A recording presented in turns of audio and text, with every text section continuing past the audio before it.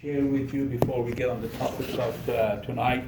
Number one is I'm going to provide you the option or the choice of whether we're going to have our midterm next week or the following week. The reason I'm doing that is that we have not covered a couple of things yet. It's okay, meaning that I'll do it after midterm. But what is your preference? Because I'm leaving it as choice for you. Is it going to be on the midterm? The stuff that we have not covered, will it be on the title? Well, obviously, you're going to either cross it out or I wouldn't include it. Yeah, well, that wouldn't be any problem. Meaning that if I haven't covered it, it's not going to be in your midterm. However, if you postpone it for the following week, then I'll be able to cover some of those stuff. For instance, stocks is a very important topic and it's part of the midterm, but we're not going to cover it because today I'm going to cover bonds and interest rates. And so it's entirely up to you. You'd rather have it on the following week, week 6 instead of week 5? If we don't, if we do the test next week, we will be covering it afterwards anyway. Of course. See, the thing is, we're going to go with the syllabus. Yeah. Okay? We're going to cover all the chapters that I mentioned in the syllabus. However, if I haven't covered anything after the midterm, then I'm not going to test it. I'm going to test you for it. I'm not going to do that. But I'm going to cover the topic after the midterm. So yeah, we're not going to eliminate any chapters. However, I would rather see you guys taking the test, including the stocks, because I don't want this to be overwhelming for you for final. You follow? You get rid of some of those chapters before we get to final. Okay, I see your excitement, but is that okay with everybody? Yeah. I mean, you'd rather have it week 6 instead of week 5? Yeah? Sure. Good, then we're set. All right, since we had the midterm on week 5, I was planning to talk about it a little bit, so I'm going to do that anyways. So a couple of things that is going to be in your midterm. First of all, I told you guys that most likely you're going to have all the or most of the questions and the problems straight from your quizzes. So you're not, even if you see something different, the concept is the same. It's just stated in different version or different way of saying it. So what I plan to do on midterm topics that you're going to be tested on, there are a few things that I would like to share with you to make sure that you have a common understanding about it. There are certain concepts here that are very much simple, straightforward from your book, like type of organizations, what type of corporation pay double taxes. We all know that. So it's very simple stuff. What is the function of CFO in the organization versus CEO? Couple of statements that I'm going to ask you which one is correct. And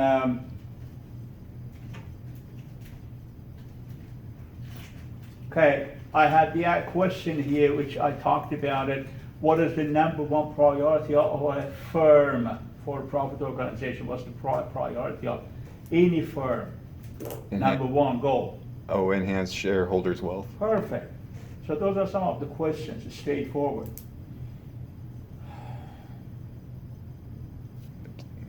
Yes, sir. So for the multiple choice, will there only be one answer? Will you have Correct. to? Okay. I talked about New York Stock Exchange. Okay, now remember that we talked about it. Physical location versus what? NASDAQ. Over the counter, right?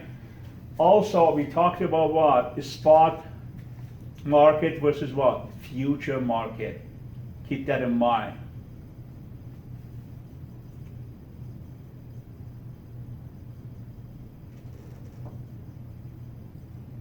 I asked a question about money market. What is money market versus other markets?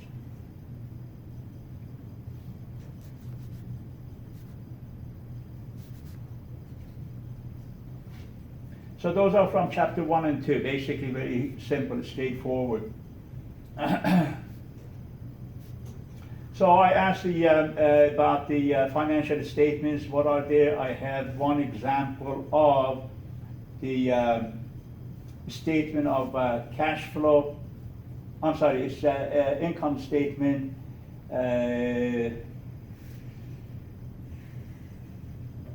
And also one, I'm going to get it out there. I'm going to have one example of balance sheet.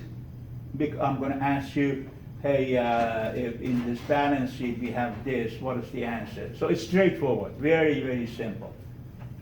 But I'm just making you to be more prepared for the midterm. Okay, I have a questions about the MBA and EVA. You guys remember I talked about it. Market value added versus what? Economic value added. So make sure that you know the difference.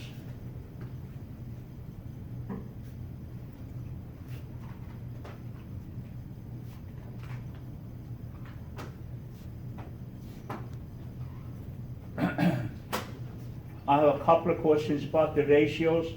Quick ratio, days sales outstanding ratio. I asked question about that if we want to strengthen the company's financial position, which of these would be correct answer? So bear in mind what it is.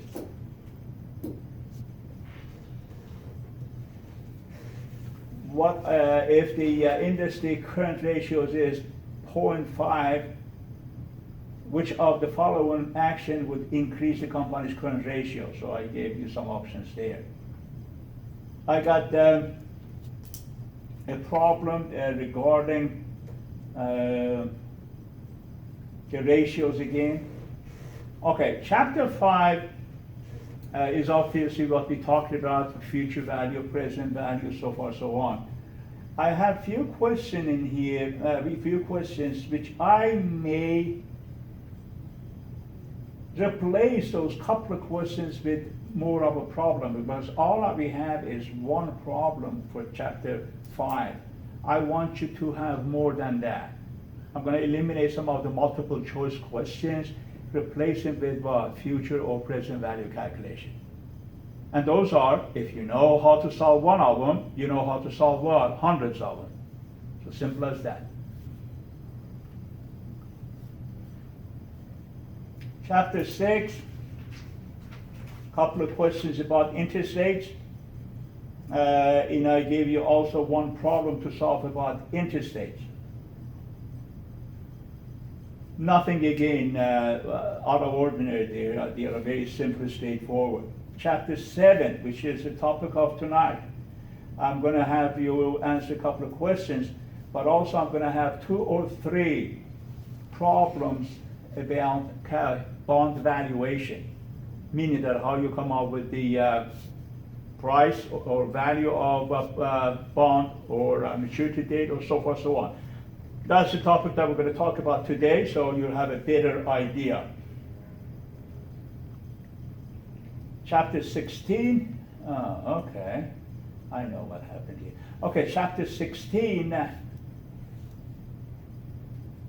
is the one that is going to cover next week.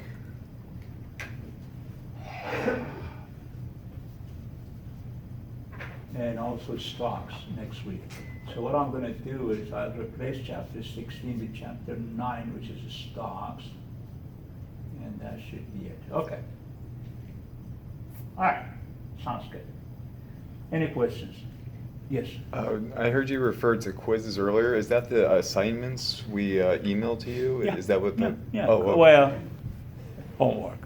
Homework, oh, Yeah. okay, yeah, sorry. Sorry, I was I missing deal with a lot something. of quizzes in my classes, so I refer to as quiz. But these are not really quizzes, these are self-assessment exercises. You just go and take a look at, see what you can do, how to solve some of them. And if you have any kind of doubt whether you did it right or wrong, the correct answers are available to take a look at it. So, Where are they posted? in resource of Blackboard. Oh, You never looked at it? no. Okay, maybe you didn't need it.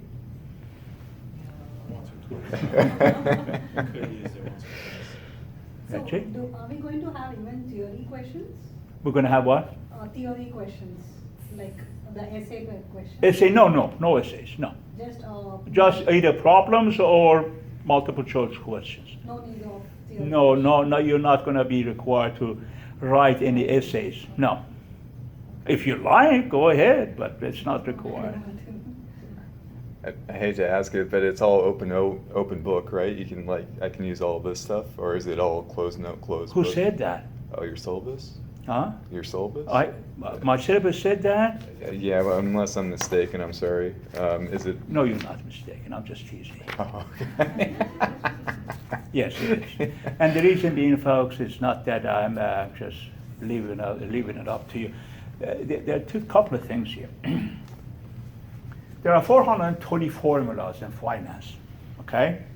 The purpose of this class and our learning is not to memorize all those 420 formulas. The purpose of this class and our learning objective is for you to know how to solve problems. The moment you know how to do it, take a look at the formula that you probably either forgot or you even don't know, but take a look at the formulas.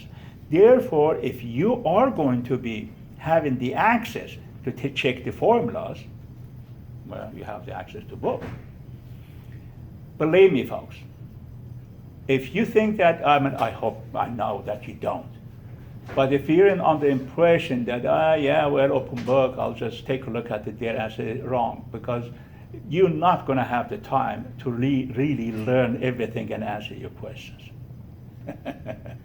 So that's why I was advocate of having the open book for finance classes, unless this is a finance class like, let's say, intermediate or even, let's say, finance modeling class, that I'm expecting for everybody to know all these formulas. But this is the fundamental, this is a very basic one. So many of you never had even exposure to finance. So it'd be very unreasonable from me to expect you to memorize all these formulas. And you have seen some of them, and we're not there yet. You're going to see a lot of formulas in this class. But you don't have to memorize none of them. I have to, because that's my job. But you don't have to. So it's like what I tell my students these days, if you know how to solve anything. Well, I forgot this mathematical formula, this statistical formula, this financial formula. Well, Google it. in matter of a few seconds, you're going to have it in your face. You don't need to go to classes to know how to Google. We go to classes to understand the basic fundamental concepts of the discipline. Why this is the way it is. Where we get all these, where we get these formulas from. Your in-depth understanding. And the moment you have that, then, I don't remember what was the intrinsic value calculation of a stock. Well, take a look at it. Or some of the ratios, we talked about some of the ratios. Or what are all the liquidity ratios? I don't know, well, take a look at it. So anyways, so that's our deal. Not next week, the following week, and I'll make sure that I'll talk about stocks next week. Okay, very well. Anything else? All right. Sorry, just to clarify, and open notes too, right? So Yeah, comparing of books, course, if notes. you have the book, you could have open notes, you have open laptop, you could even bring your consultant if you need to.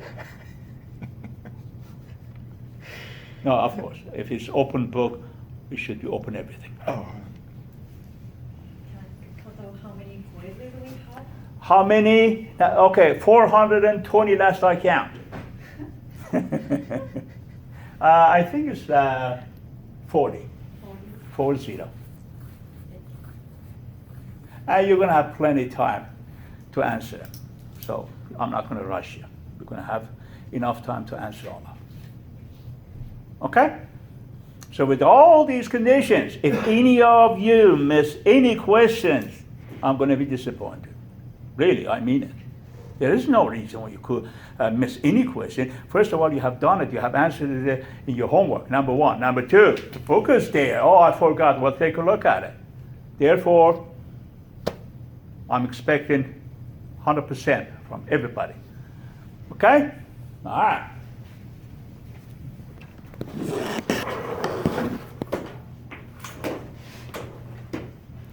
Are you my light man today again? Thank you.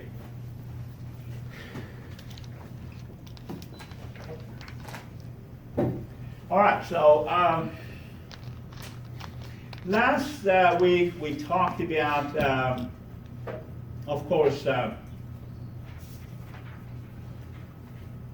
present value, future value calculations, and how important they are. We talked about it.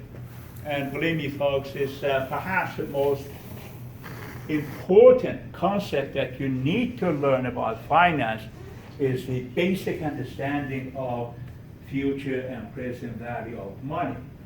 Why this is important? Because in all your calculations about every criteria of whether that is investment or anything else, you're going to be needing what?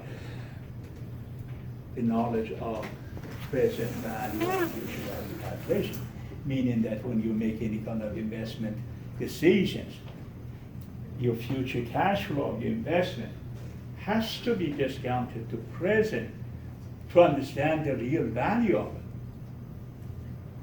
For that, you have to understand how to calculate some of these stuff. Again, each one of them is going to be, the calculation is going to be a little bit different. However, the steps are the same. What I'm saying is this. You take the same 4 steps when you are evaluating what? Stocks, or coming up with the true value of stocks, or buying a company. Or only 4 steps to it. However, are the calculations the same? No, it's not. Because you have to do a few other things that are not applicable to the other one. So because of that, my point of saying all this is that in either case, you need to have very solid understanding of future and present value of money. Okay? Now, we talked about that. We did some exercise on that last week. And I remember that we started the topic of interest rates, but we never finished it. So I'm going to finish this first and then start on bond valuation. And again, I'm hoping that you all have your calculators with you, that we're going to do some exercise in the class. Now, I'm going to ask you some questions. When you calculate cost of debt, what are you calculating? Meaning that if somebody says, hey, you said that you're doing calculation of coming up with the cost of debt. What do you mean by it? What is it? What would be your possible answer? Risk premiums. Risk premiums. Risk premiums that are applicable to what? To either issuance of bond or what? Borrowing of money. Meaning that either you as a short-term notes or long-term notes, you borrow money from what? Bank. In that case, it's bank's job to put together an interest rate structure for you. Or most importantly, when you issue bond.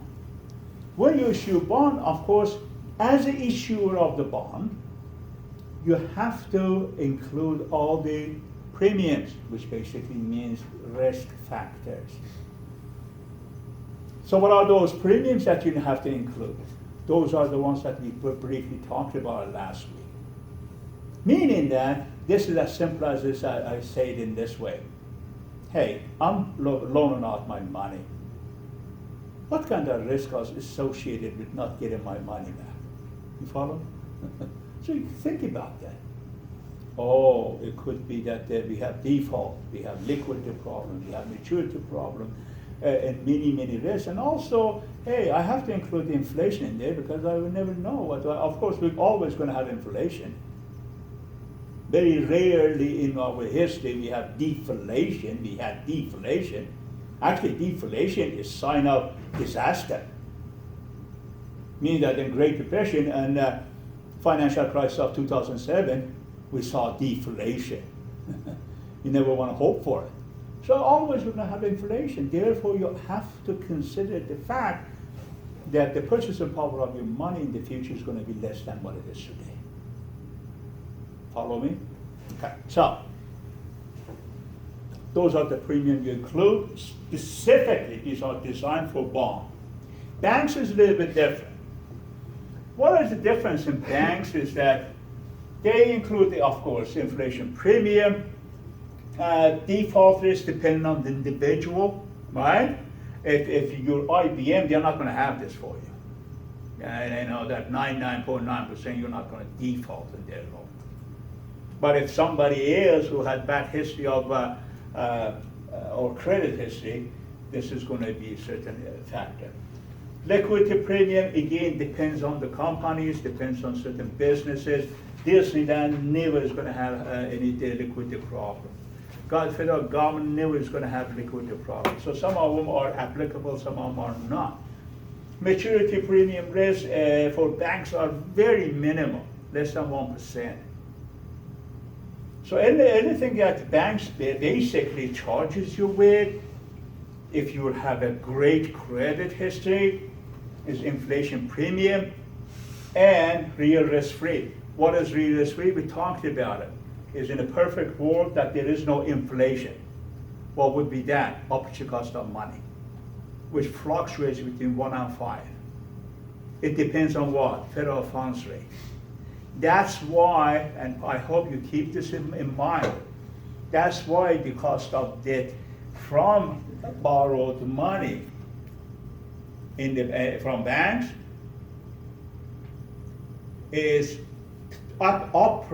behaves totally differently than the cost of debt when you issue a bond. And what I mean by that is this. You may see that bank may offer you loan with 2.5%, and you scratch your head and say, 2.5%? What happened to all these premiums? You follow me? This inflation alone is more than that. You follow?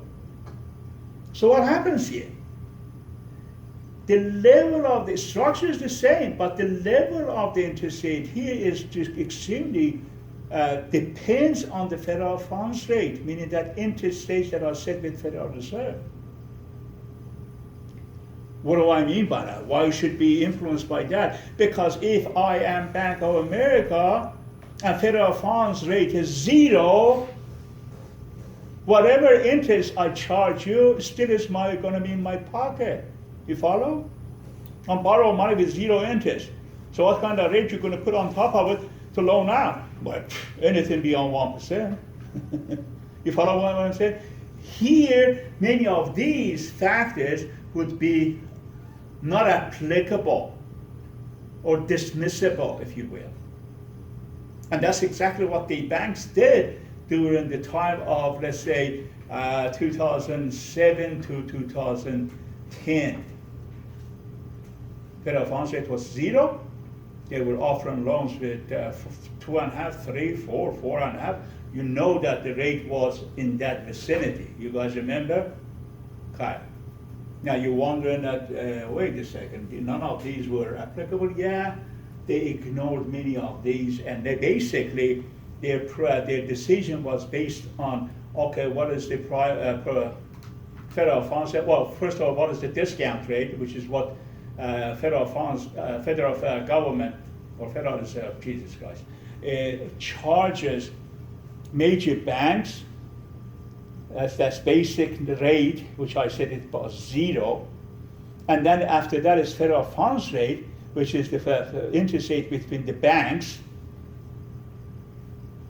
And after that is prime rate, and after prime rate is consumer rate. So you see that we have 3-4 different layers of rates. If one of them was 0, which is the discount rate, at the time it was 0, the other ones follow it, meaning that 0, okay, now federal funds rate is now 1% because discount rate was 0. Even federal funds rate ended up to be 0, believe it or not. So obviously, you put 2 or 3% on top of 0, that's your interest. However, in reality, you may say, oh, okay, so I could borrow, everybody could borrow money from banks with 2.5%, 3.5%, 4.5% loan. But you know what? There was a catch into it. There was a catch here. What was the catch? Money was cheap, but it was not available. Meaning what? Bank says, hey, 3.5%, come on, get money. You go and get money, said, no, we're not going to give you any, basically. You're one of the maybe, I don't know, I'm just making this number, 1 on 1,000 people might be qualified to get that. Not because you're not qualified, they wouldn't give it to you, basically. That's what's the case. For like 8 years, from 2007 to 2015, well, 2014 or so, no bank loaned you money, period. I know people in my life that are millionaires. And she went to get money to buy a few houses, those short sale houses, foreclosures that they went through the foreclosures. It was a good opportunity for investment. No bank gave him a dime. And she said, I was telling bank, you know what? I could buy all these houses cash, but I don't want to. I want to have a loan because the interest that I'm paying you is tax deductible and other benefits as well. They said, no, you're not qualified. Imagine that. So what did she do? Just pass? No, she ended up having it, okay? But she was telling me this is insane.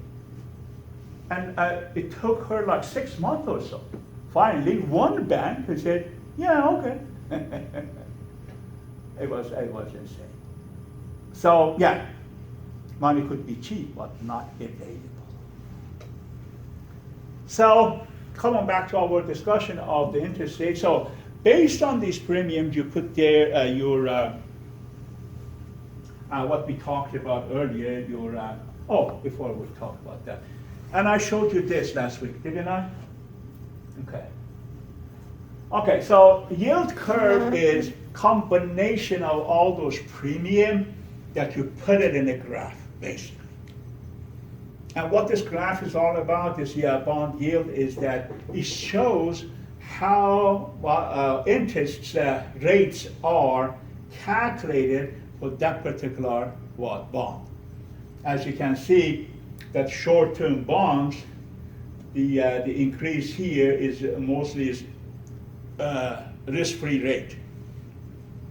And that intermediate includes, again, some other like maturity premium risk, perhaps liquidity premium. But from like 10 years down, the only changes in the yield curve is what? Maturity risk premium, which is very minimal. But because it includes everything was up to here. Okay. Now, what we're going to do here, we're going to figure out, let me go back first and show you again this formula. What we're going to do is, let's suppose you are the issuer of a bond.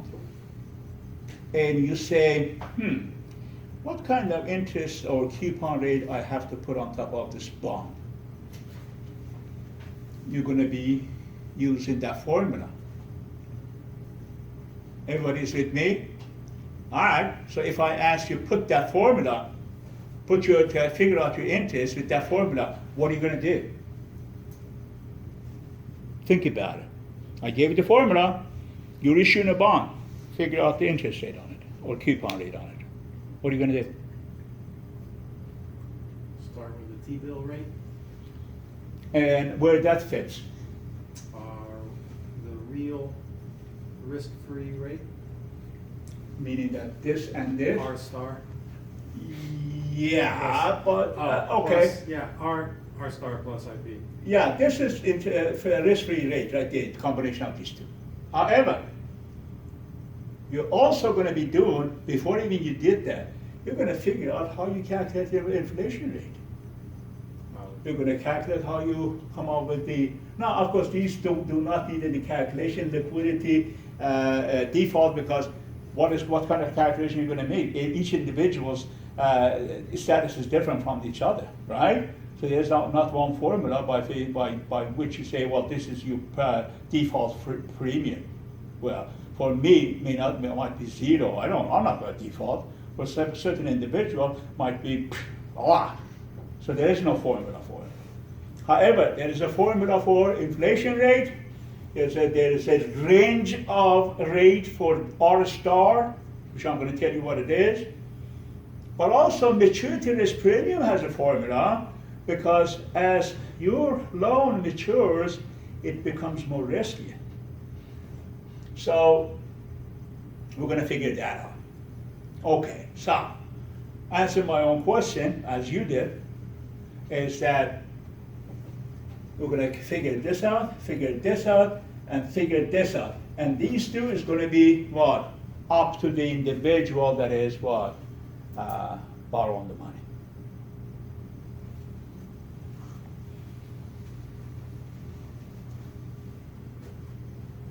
Okay, so the first thing is inflation rate. Inflation rate is simple, folks. Actually, it's a simple moving average. But that's what we call. Simple moving average is basically coming up with the total of inflation of the number of the years divided by what? Those numbers of the years. So, for instance, if you guys remember last week, I talked about how inflation rate is enhanced. Meaning that if you're a bank, and if you're buying, let's say, bonds, you must know what the inflation rate is, and even if it's not precise, at least approximately in what range is supposed to be fluctuating. Because if you don't know that, if the interest or the inflation is unpredictable, then you're going to be taking a big risk, and you don't want to do that. So how do we determine the inflation rate? I talked about it last week. I said that Federal Reserve normally forecasts the inflation rate for what? For 5 years. Remember that discussion? Okay. So we use that. We use that criteria. However, for the sake of calculating how we calculate the inflation rate even for 20 years, we go with the, again, forecast of the Federal Reserve, which basically, in reality, they don't forecast 20 years. But let's suppose if they did, this is how we're going to do it. We're going to say, Federal Reserve said that the inflation rate is going to be 5% for next year. Excuse me. Okay, and then they say 6% following year. Okay, and 8% thereafter. All right, so how are we going to calculate that? We said inflation divided by the number of the years. 5% first year, 5. If you want to calculate, let's say, okay, before we go to 10 years, what would be the 5-year here? I'm gonna say 5%, and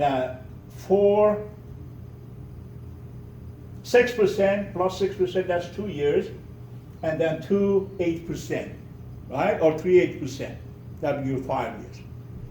Here for 10 years, we say, okay, first year, 5%, second year, 6%, and the remaining years, which is 8 years, 8%. Divided by total number of the years. How many years we got? 10. Divided by 10, 7.50. For 20 years, the same calculation divided by 20, 7.75. That just shows you how you use the formula. Is it realistic? No.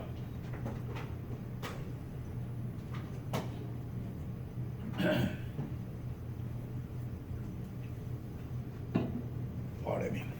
Is it realistic? No, it's not. Why? Why this is not realistic?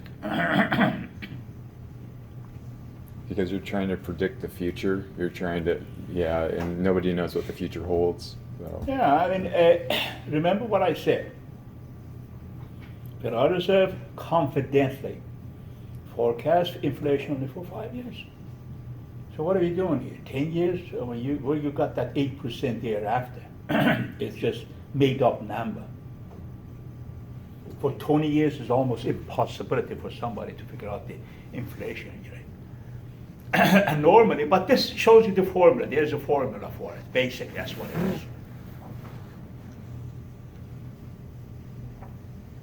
The realistic calculation here, it should be like this. Federal Reserve forecasted the inflation rate is going to be around 5% for the next 5 years. However, in this order, next year we're going to see 4%, the following year 4.5%, the following year we're going to see 3.5%, following year we're going to see 4%, and the last year we're going to see 5%. Then you average this out and say, it's going to be like 4.98. Okay, that's good. That's good enough.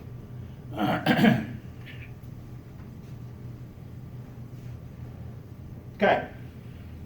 Next, we're going to calculate the maturity risk premium. Remember, maturity risk premium was what? Anybody? Not you. Anybody else? What is maturity risk premium? MRP. We talked about it. Maturity risk premium means what? Means longer the period of debt is, what? It's going to get more riskier, right? So if you buy in a bond that is a 20-year maturity versus the bond that is 5 years maturity, the rate of the bond that is 20-year maturity should be higher. Why? Because there's more risk associated with it. You never know what's going to be happening in 10 years, 15 years, 20 years from now.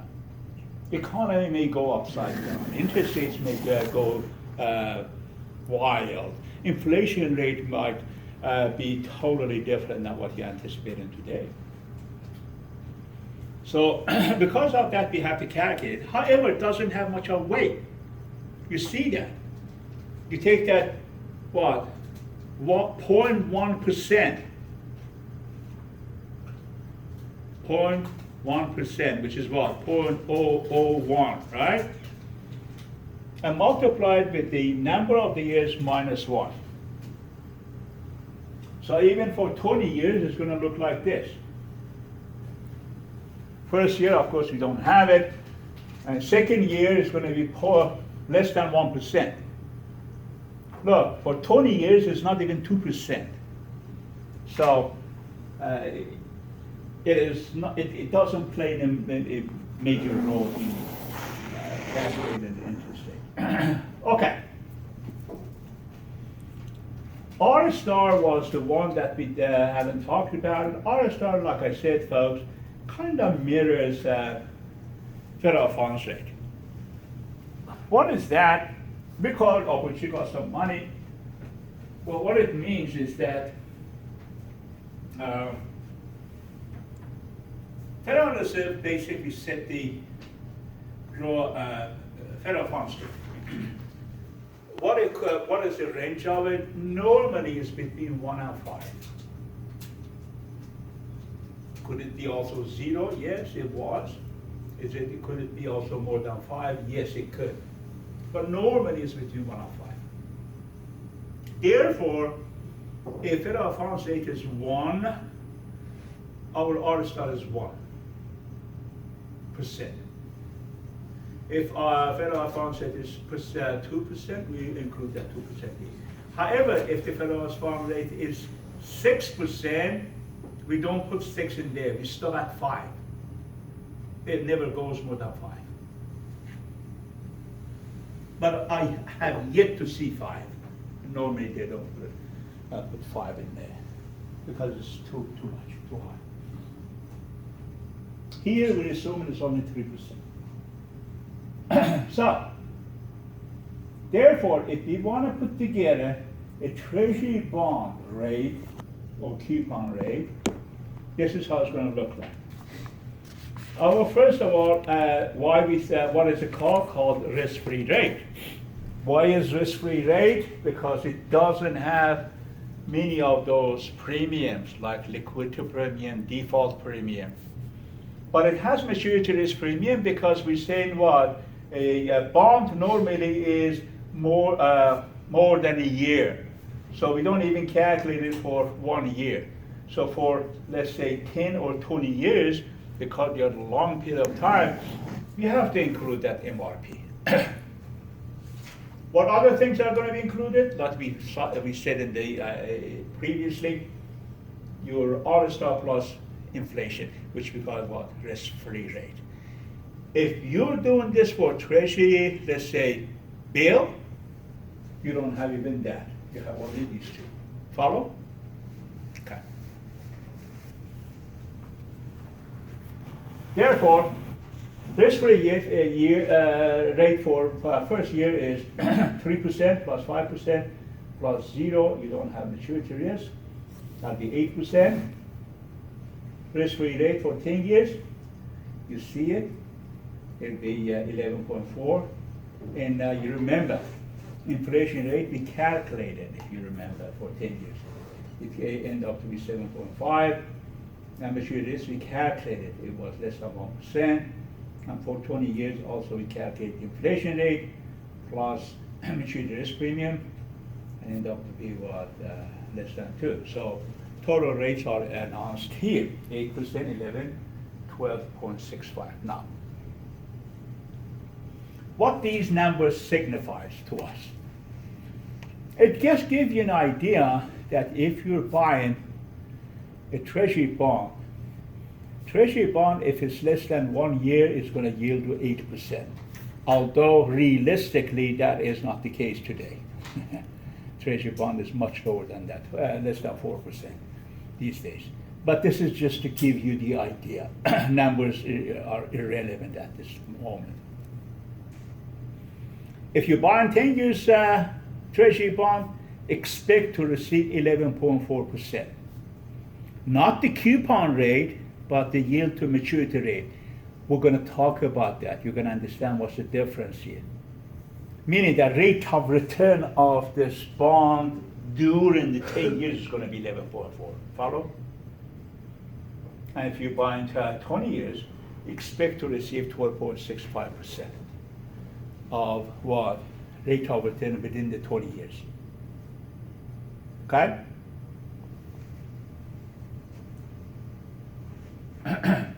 Now, realistically, if you do that, meaning that based on the rates that are available today, then you're going to come up with the rates that you should be expecting to receive. And it should not be much different from what they're going to be yielding to you anyways. Again, this is the graphic depiction of the yield curve. You see that risk-free rate is steady right there in, I guess it was 3%. Inflation rate, you see it on green, and the maturity risk on blue. And you see the maturity risk is the smallest portion of the whole thing.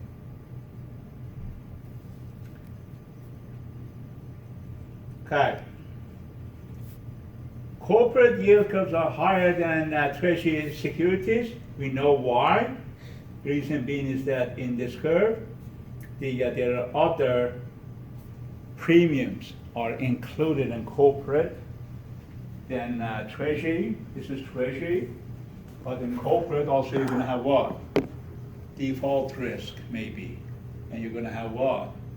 Liquidity risk. And it's going to be much higher curve than Treasury curve. Okay, so, Ask a quick. yes, sir. Just about, like, the name of the two things. So for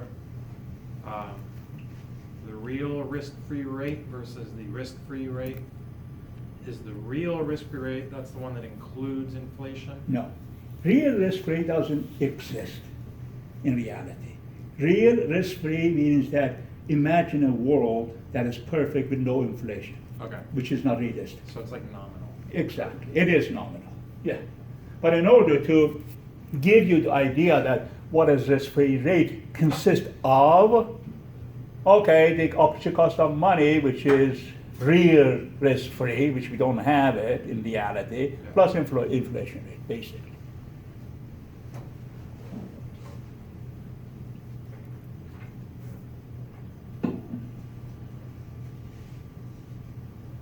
So, Okay, yeah, go ahead. so if you're to ask for risk-free, if you're not asking for real risk-free, you just say, what's the risk-free? It's Is that- your R star that plus IP. baseline okay. Yeah, actually, nobody ever is gonna ask you, what is the real risk-free? The book did. Really? Yeah. It's just opportunity cost of money, huh? Well, basically, R minus, R star minus IP, is that what you were asking, or R star, right? Yeah, that's nominal, like you said, it just. And book was asking to what? To It was asking determine? for what's the real risk-free rate, I believe it. Yeah, just opportunity cost of money. Basically, it is between 1 and 5, like I said earlier.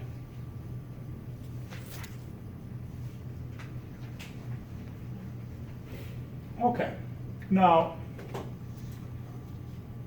these are the 5-year bonds in May of 2011.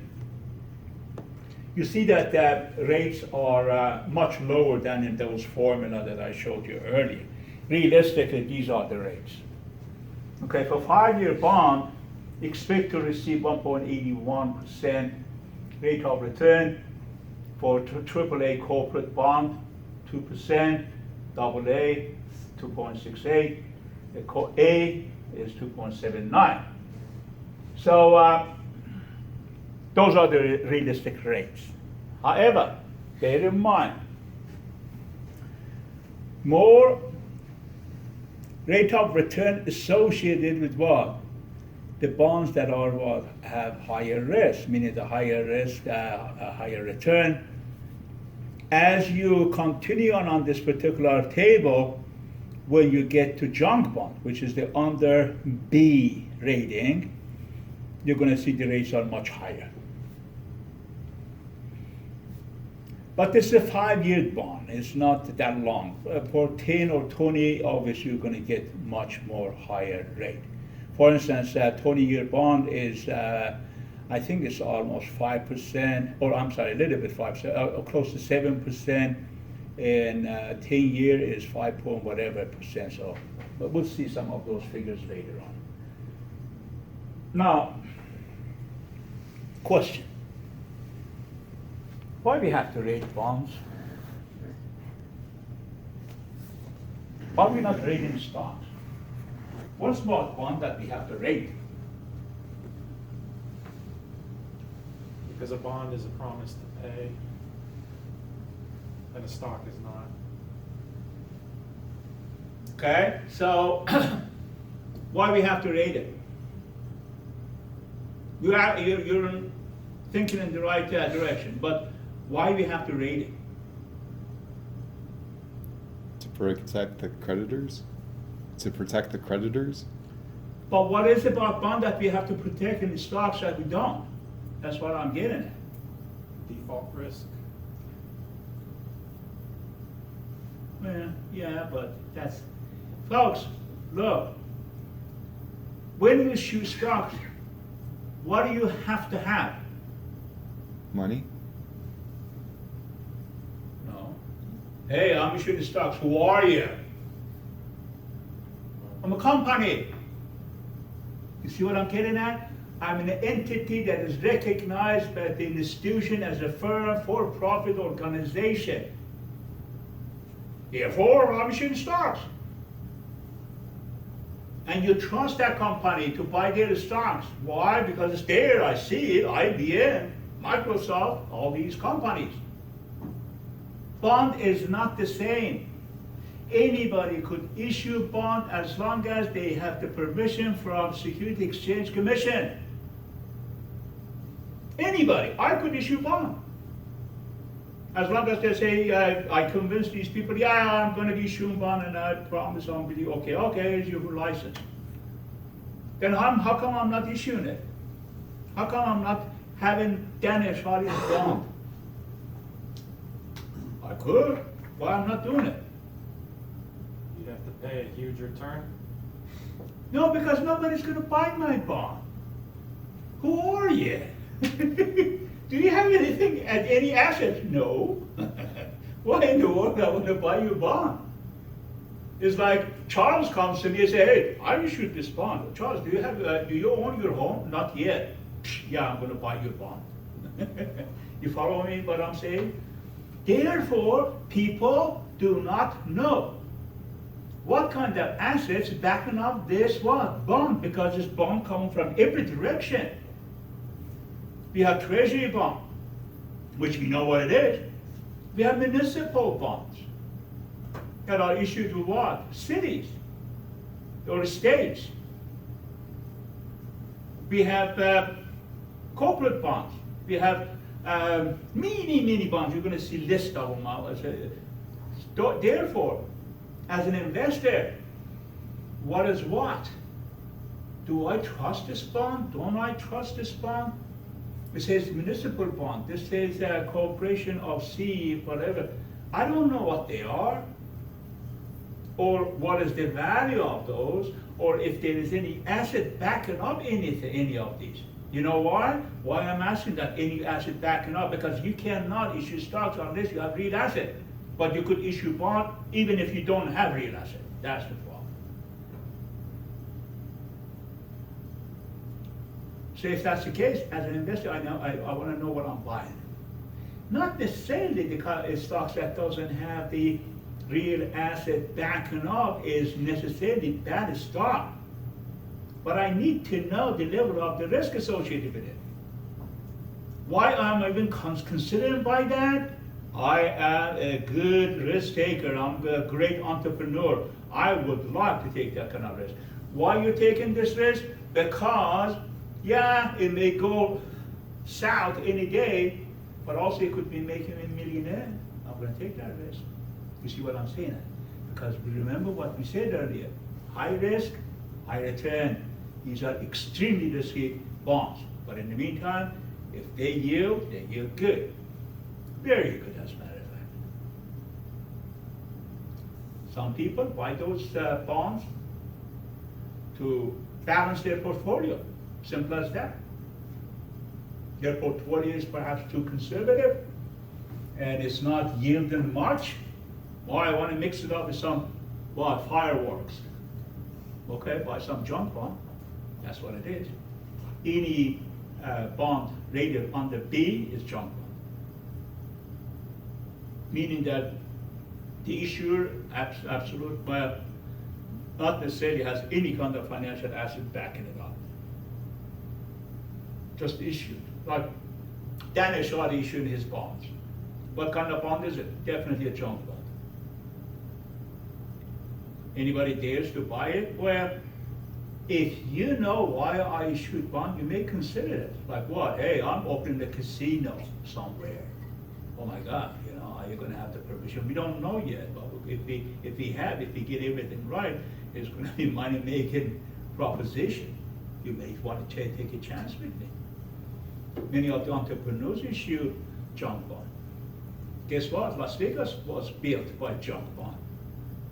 Did you guys know that?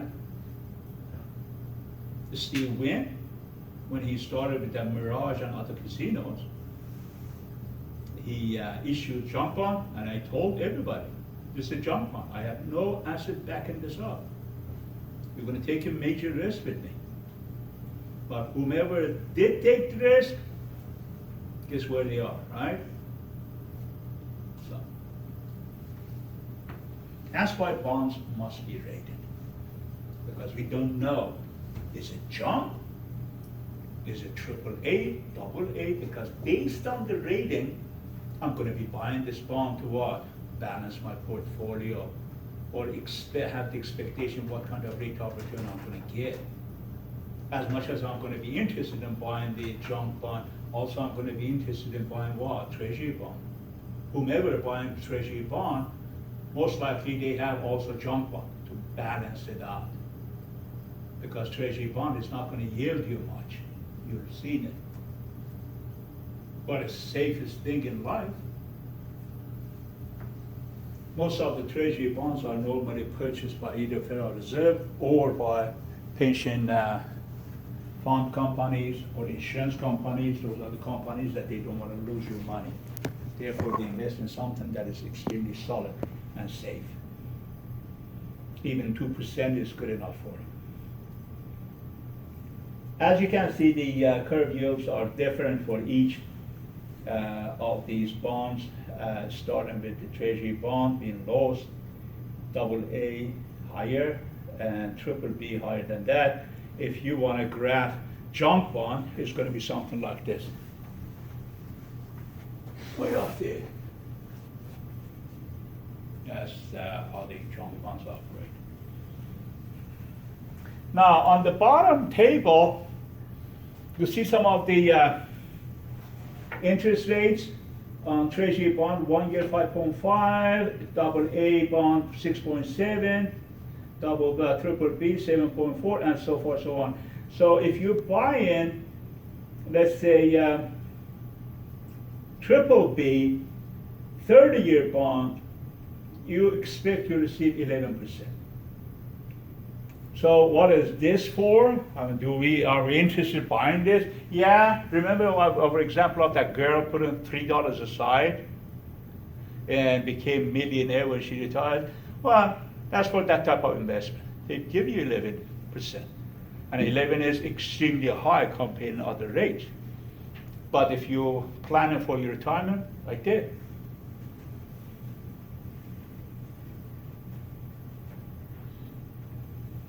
Okay.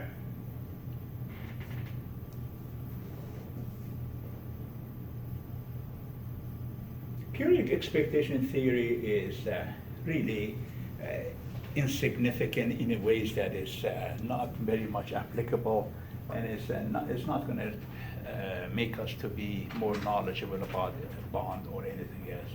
But I'm going to tell you what it is. If you ever wonder, let's suppose you have the option of buying certain bonds. Let's suppose these are the features of certain bonds. 1 year, it yields you 6%, 2 years bond. Yields you 6.2, 3 years, whatever. These are the rates associated with those bonds. Bear in mind, when it says 5 years, only 5 years maturity bond gives you 6.5. You're not going to get this bond 1 year with 6.5. If it's 1 year, you're going to get only 6. Follow? Okay. Let's suppose I have 4 year bond and yield me 6.5. After 4 years, I want to know what type of rate this bond is going to get with the following year. Or, let me give you a better example. I have, let's say, 4 year bond. Year 3, I decide to back off, return this bond back. But I want to wonder what is the rate between 3 year and 4 year, based on the rates that are given to us. Follow? Kind of, like I said, insignificant, but take a look at what happens here. You say, okay, you use this formula. You say, hey, 2 year bond yields 6.2, 2 year bond. I know the first year bond gives us 6%. What is the rate between 1 and 2? that. You follow? So you calculate it 6.4. Those are for people who want to back off from bonds, and they want to know what kind of rate is associated with it. Again, here's your 5 years is 6.5. After 2 years, 2 years is 6.2. After 2 years, you want to know what is between 2 and 5. That's 6.7. Okay, that's the end of discussion. Only one note here. Interest rates are very much influenced, remember I talked about this, by Federal Reserve policies, by federal budget deficit, by international factors, developed business activities. Those are all variables that impact the level of interest rates. And why I'm putting the emphasis on level, because we talked about the structure of it. The structure of the interest rates is yield curve, meaning what? All the IPs, rich LPs, and all these the DRPs, so forth, so on. Okay? That's the structure, that formula. But the level of it is influenced by these. Meaning that the whole structure may go up or may go down based on what? Federal Reserve policies, government budget deficit, and so forth, so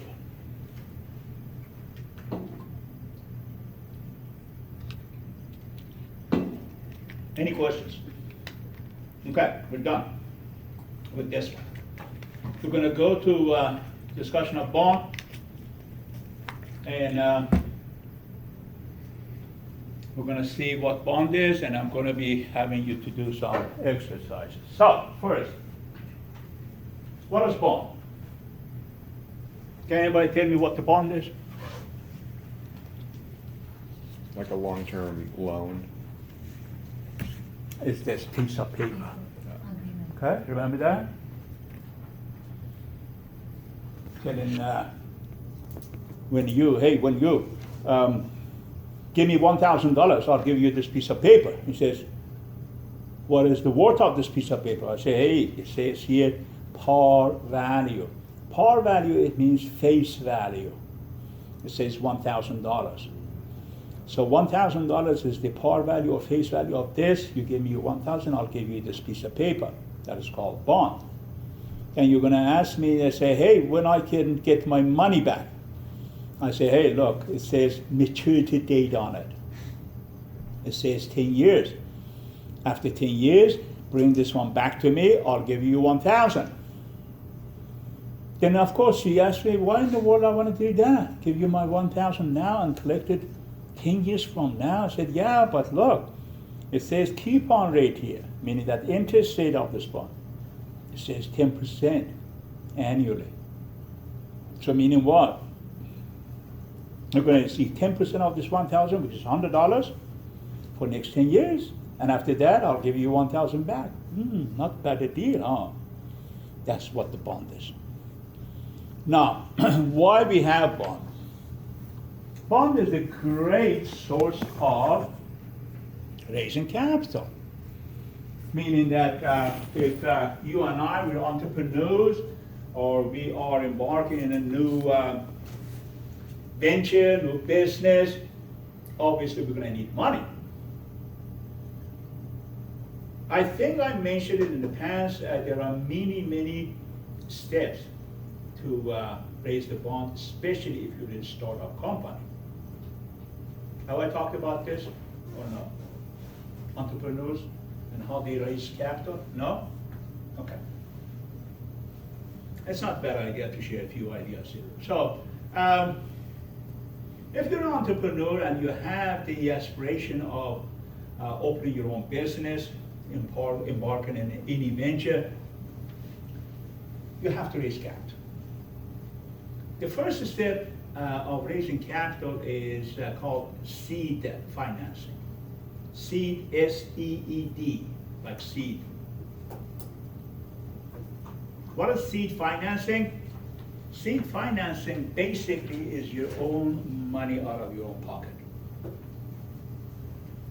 Let me write some of these.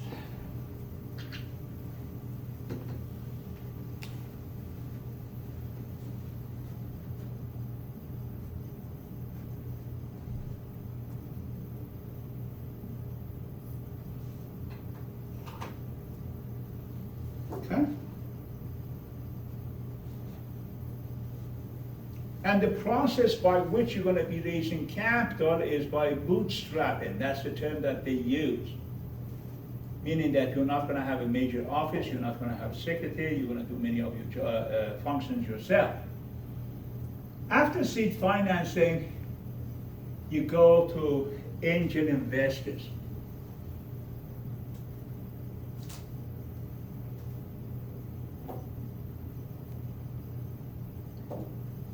The second level of raising money, meaning that you already successfully opened your business and you're kind of semi-successful, you're on your way, but you need money, you go to angel investors. Who are those people? Usually high net worth individuals. You all know who they are. Oh, family and friends. Is the family and friend round? You all know who they are. Have you watched Shark Tank? That's who they are. They're angel investors. Actually, you're saying it in a way, but those are the people, not necessarily they have any connection here. No, but that would be the high net worth individuals. It's the people that can afford to take risks. No, this is actually a very earlier stage. If you're successful, your business is advancing, you don't even need those. Because you should run, you should start, go to that, whatever. Maybe I'm missing your question. Angel investors is a very, very early stage of your raising capital. Nobody knows you, nobody even trusts you, nobody even knows you. And you spend all your money yourself. Well, I was with the startup in the first round, went from the two individuals who started it. The second round was friends and family. Yeah, those are all seed. The next round was actually accredited investors that had a certain level of income to qualify for it. So they had the first tranche was you and I started a business, the second tranche was my parents and your parents, the third tranche was. So is that what you're saying, the angel is a high net worth Oh, individual? right. Families are all still called seed financing because it's your own money. It's your aunt's money. If your father says, hey, I'm gonna help you out, here's your, I don't know, $100,000. So that's part of So seed. they're all seed money because it's coming from you. Makes sense. Nobody else's money is involved. Gotcha. Second stage, when somebody outside of your family doesn't even know you, but you pitch your idea, your business, and say, it's not a bad idea, you know what? Give me 20% of your business, I'll give you whatever you want. I'll give you 100,000, I'll give you 500,000. That is called angel investors. Why? Because they take a risk on you. Not other investors would do that. Angel investors are a bunch of entrepreneurs that they take extreme risks to lend you money and of course own part of your business. Shark Tank is a very good example of it. Actually, I want you to sometime pay attention if you're watching that show, since you've taken or you have taken finance courses, is that pay attention to the questions that panel asks from the potential entrepreneur or the individual who's asking for money. The panel that sits in there, pay attention to their questions. Their questions are very precise, very much calculated, and it shows that they know their finance. So, however, you get money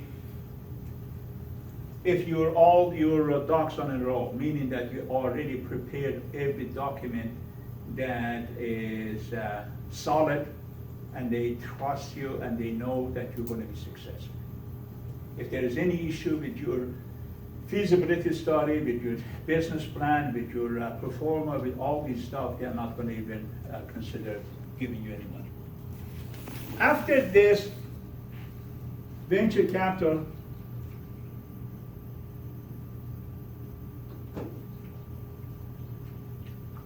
venture capital companies are the ones that basically raise your money. Stephen, you already gone to the venture capitals or they never did that? They did. You did? They actually went to Shark Tank also. To what? They also went to Shark Tank. Oh, So they did both. okay. So venture capitals basically are the group of the people Actually, it's an organization. They are the institution that they match you with the potential investors. And what's the benefit of these? These people, not only they know and they are connected to certain investors, that they help you, they expose your ideas and they become interested, but also they help you to build your own business. Actually, they're gonna be with you all the way. Even if you finally, you wanna harvest your business, meaning that you're extremely successful, you wanna go to IPO, they help you to go to IPO. So it's very important. Okay, so from this stage on, you have the options. Not that necessarily you don't have the option here, you may. You're going to issue a bond.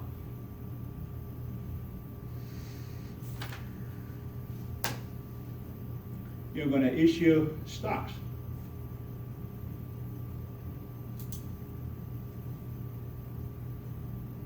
And also, you're going to do what?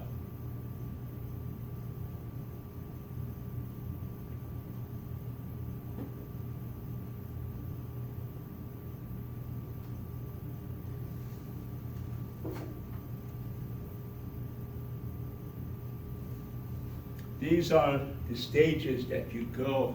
And again, like I said, this is not prescription for every entrepreneur. There are a few of them missing here, a few of them in different order, but these is, no. The reason I brought this to your attention to highlight two things. Number one, you see that you're raising money, but there's a stage at which you issue bond. You cannot issue bond at an earlier stage because nobody's going to trust your bond. Nobody knows who you are. But you issue when you have a name, you're already established yourself in business, and you're selling something that is there's a demand for it, then you could issue bonds. And again, depending how your bonds are going to be rated, that's the rate of return that you're going to be associated with. You're going to issue stocks. And normally whoever is investing in you, they're going to demand in the stocks of your company. For instance, hey, give me 20% of your company, I give you 500,000.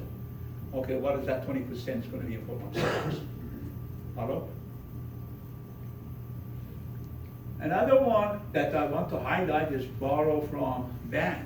Why have it last or before IPO?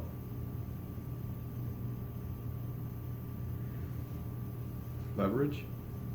Leverage, yes. But what leverage has to do, why I'm not borrowing money right in here? That's what I'm getting at. Right there.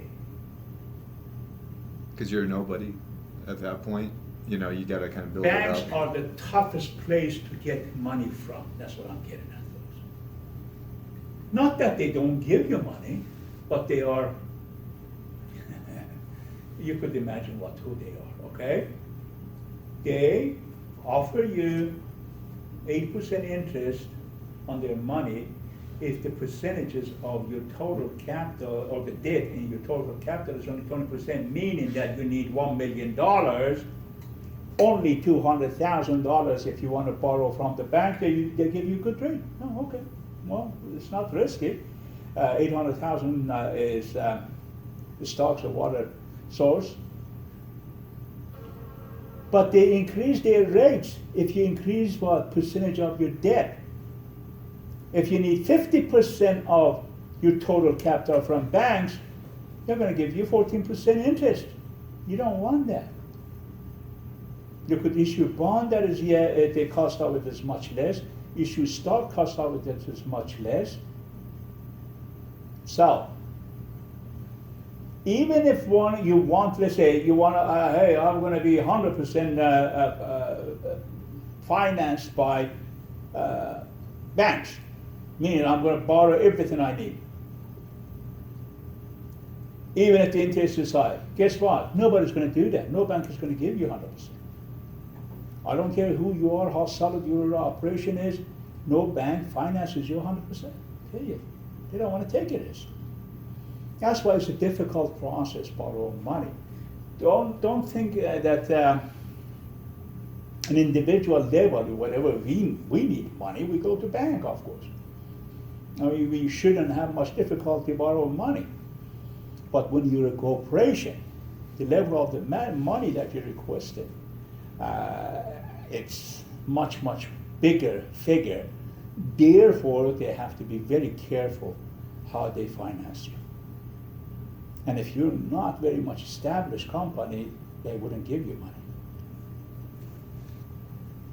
So, going back to bond. Bond basically could issue it on those stages. Now,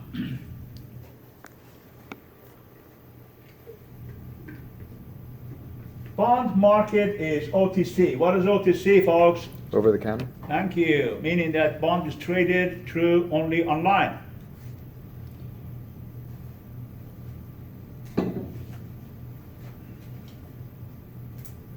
One note which is important, if you want to put your portfolio together and you consider to buy bond, which you should, you're going to buy bonds to just balance your portfolio, minimize the risk in your portfolio. But if you want to make money by buying and selling bonds, don't buy 1 or 2 or 10 or 50 or even 100 of them, because you're not going to make money. Companies and institutions, they make money on bonds when they buy 10,000, 50,000 of them. Bonds normally are traded in bulk. And that's what you see the difference. You could make money or lose money. But when we buy 10 or 15 of them, you're not. It's a good thing to have, solid, and it's good that get an instrument in your portfolio that minimizes or mitigates your risk. But don't hope that by buying and selling bonds you're going to get rich. You're not, unless you buy 10,000, 15,000 of them and sell them. And I doubt it if that's the profession you want to have. Why this is in that way? Because many, like I told you, many of the major institutions like pension fund companies, insurance companies, mutual fund companies, hedge fund companies, those are the companies that they buy and sell bonds in bulk, 50,000 or 100,000 of them at one point, buy and sell. Therefore, they profit a lot of money. Or lose money for that matter.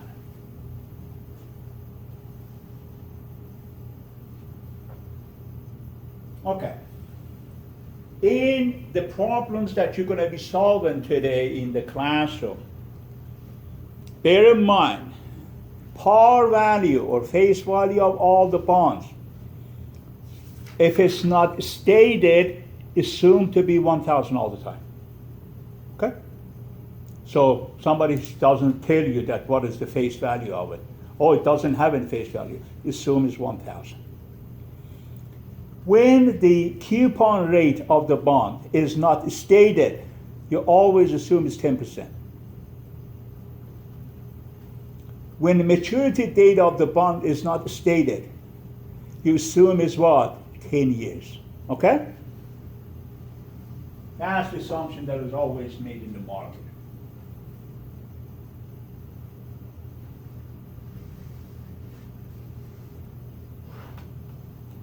Bond has many provisions. Why bond has many provisions? Why stock doesn't?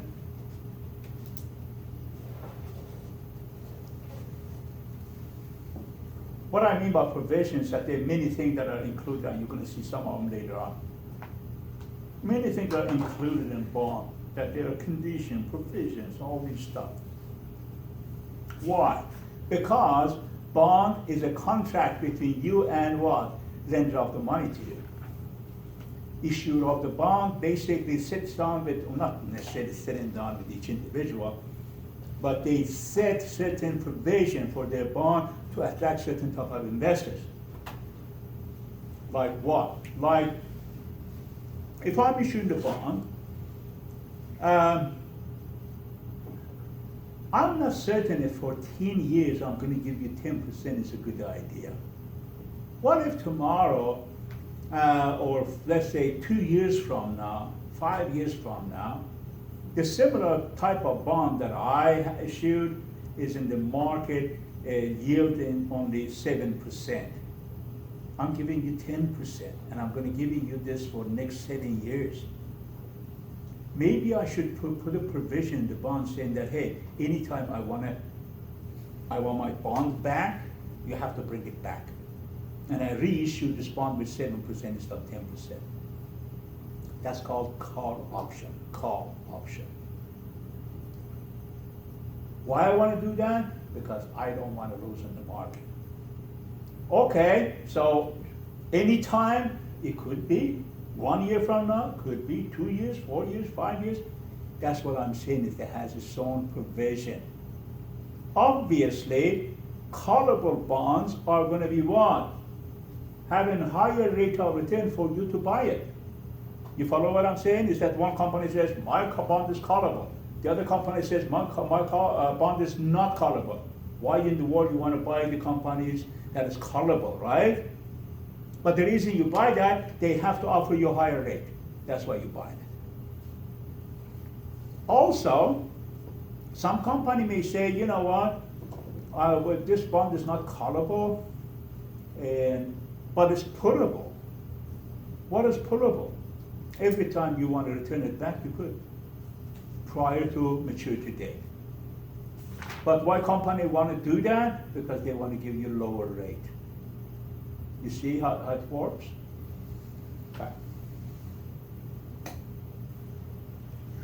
But majority of the bonds in the market do have call option, because bond issuers do not want to obligate themselves for 20 years, 10 years, or whatnot, paying you percentage. Now, question. Let's suppose I issued bond, and you are my bondholders. The coupon rate on it is 10%. Meaning what? When I say coupon rate, these are very specific, because you're going to see in a few seconds that there are two different rates associated with bonds, and you should not be mistaken those two. One is called coupon rate, which is what? Only rate that is used to calculate the payment you're going to be receiving every year, period. For instance, hey, this bond has 10% coupon rate. What it means is that you're going to get $100 every year for the maturity of this bond. That's it. Doesn't play any other role. But there is another rate associated with this. What is that rate? Oh, from the day I'm going to buy this bond till 20 years that I'm going to get my money back, what kind of rate of return this bond is going to have for me? See what I'm saying? Rate of return of it from beginning to end includes all the payments, includes the increase in the value, capital gain value. You see what I'm getting at? That's a different rate. That's called yield to maturity. So far so good? Okay. Now my question was, I issued bond with coupon rate of 10%, and you're my bondholder. Let's suppose each one of you receiving $100 a month, a year, I'm sorry, and the maturity of your bond is 10 years. Okay? All of a sudden, I look at the market after 5 years of issuing the bond,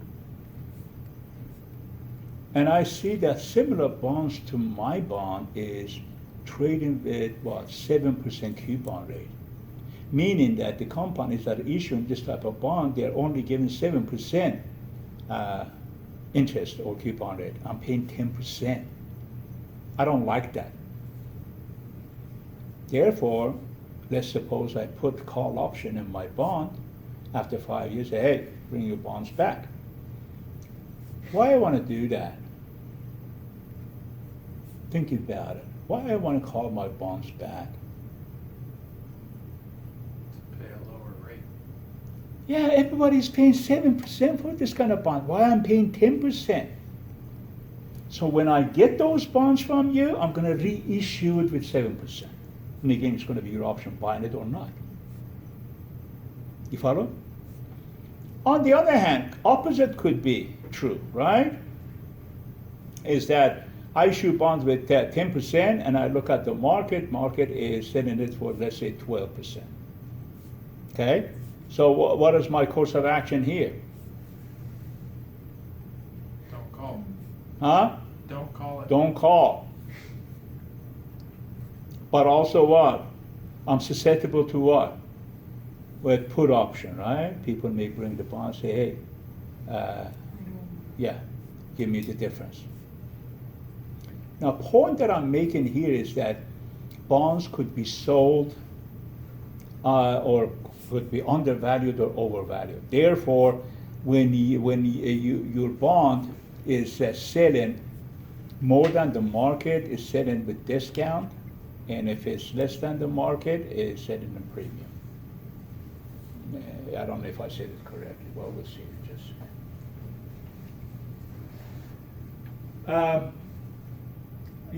When your bond is selling more than the market, meaning the percentage of rate of return in your bond is higher than the market, your bond selling in premium. When the rate of return on your bond is less than rate of return in the market, it's selling in discount. We'll see in a few seconds how examples are. Okay, I told many different types of bond we have. Sinking fund is basically you collect the proportion of your total amount of the bond or the face value of it, the par value of it throughout the years. At the end of 10 years, let's suppose maturity date, it becomes zero. Some bonds are structured that way. It's like amortization. Okay, and we'll talk about this different types of bonds in a few seconds also. But actually, let me see something before. Okay, yeah, let's go to this, through this, and then we go to the evaluation part. Some of the features of the bond. Remember, I said the bond could be negotiated. It has many different provisions. It could be convertible bond. What is convertible bond? You could exchange your common stock with bond, meaning that you return the bond back to the company and say, instead, give me what? Your stocks. Why people want to do that? When they see the rate of return or growth of the value of the stock of company is higher than what? Growth of the value of bond. So you could convert it. Warrant bond is that you basically set up an agreement to buy a certain number of the bonds in the future, or common stocks or a specific price. Puttable bonds, I talked about it, when you could return it anytime you want. Income bonds basically pays the interest only. Index bond, interest rate paid is based on rate of inflation. You see that there are many ways that a bond could be issued. Okay. Now, what is the opportunity cost of debt capital? Meaning that how do we calculate the cost of debt or cost of bond? What is the cost of bond? Is what?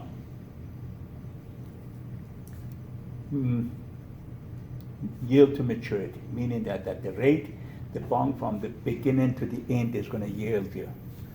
It's based on this. Remember yield curve in our previous discussion? That's what it is. Now, what we're going to do, you're going to find out how we can calculate the value of bond. Bond, like stocks, do have two different values. One is market value, the other one is what? The intrinsic value or true value. So what we're going to do here is we're going to come up with the value of the bond by calculating certain things. First of all, remember what I said and repeated many times over. When you are valued in any kind of investment. Is bond an investment? Is bond an investment? Yes? Yes, it is. So when you're buying bond, you're making an investment. What are those 4 steps that you need to take to value any investment? And you already told me once before, so you don't have to repeat it. What are those 4 steps? In order to value any kind of investment, you need to take 4 steps. What are those steps?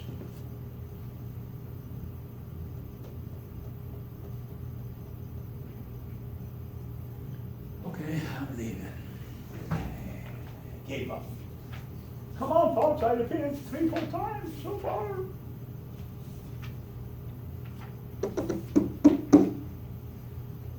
Think about it. You want to invest in something. That building right there, out there, office building, you want to buy it. How do you value that? How do you know this, the price they're asking is good price or right price? What do you do? What is the return? What is the returns? And what is the market value? No. Market value, it could be anything. That's not the criteria by which you're going to be buying anything. When you invest in something, what are you expecting to get? Anything? Profit. Thank you. Let's start from there. How do you know and how you calculate profitability or anything? How much we invest? And How much you invest is what you invested. What are you getting back? How do you calculate that? What this investment is going to give me every month, every year, every half a year, every whatever. What are you going to get out of it? Isn't that true? In everything. Why you're buying stocks? Oh, because first of all, it gives dividend. Oh, okay. Second of all, it's going to increase in value. Okay, now we're talking. You're not buying the stock just because it looks pretty. You're going to put it on the wall of your home. Bond is the same way, folks. Why are you buying bond? Oh, because it pays interest rate. Oh, good. Also, it may increase in value. Good. That's why you're buying it. I want to buy this company. Why? Because I'm going to make a lot of profit every year, so you're going to get something out of it, aren't you? Also, it may have increased in value in the future. Yes. That's why you invest, folks. Otherwise, you wouldn't. I want to buy a house. Why? Well, because it's going to increase in value in the future. Oh, okay. Now, therefore, we conclude the first step you want to take in valuation of any investment is project what? Project future income that you're going to be receiving from this investment. Is that simple enough, folks? Okay. So, in order to project that, what are you going to project it? Cash flow generation of this investment. What if this investment is going to provide you as cash flow? Okay? When you receive this cash flow, you just say, hey, for whatever the period of time, for next 10 years, 20 years, 100 years, I'm going to get this cash flow. Then what are you going to do with that cash flow? What's your next step, in other words? What's your next step? Second step.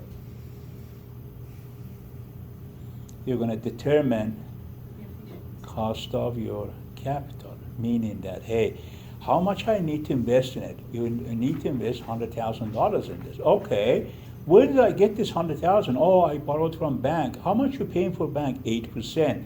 So cost of your money is 8%, folks. Why I need to figure that out? Because if this investment gives you 7% rate of return, you made wrong move. You invested in losing what? Endeavor. Follow?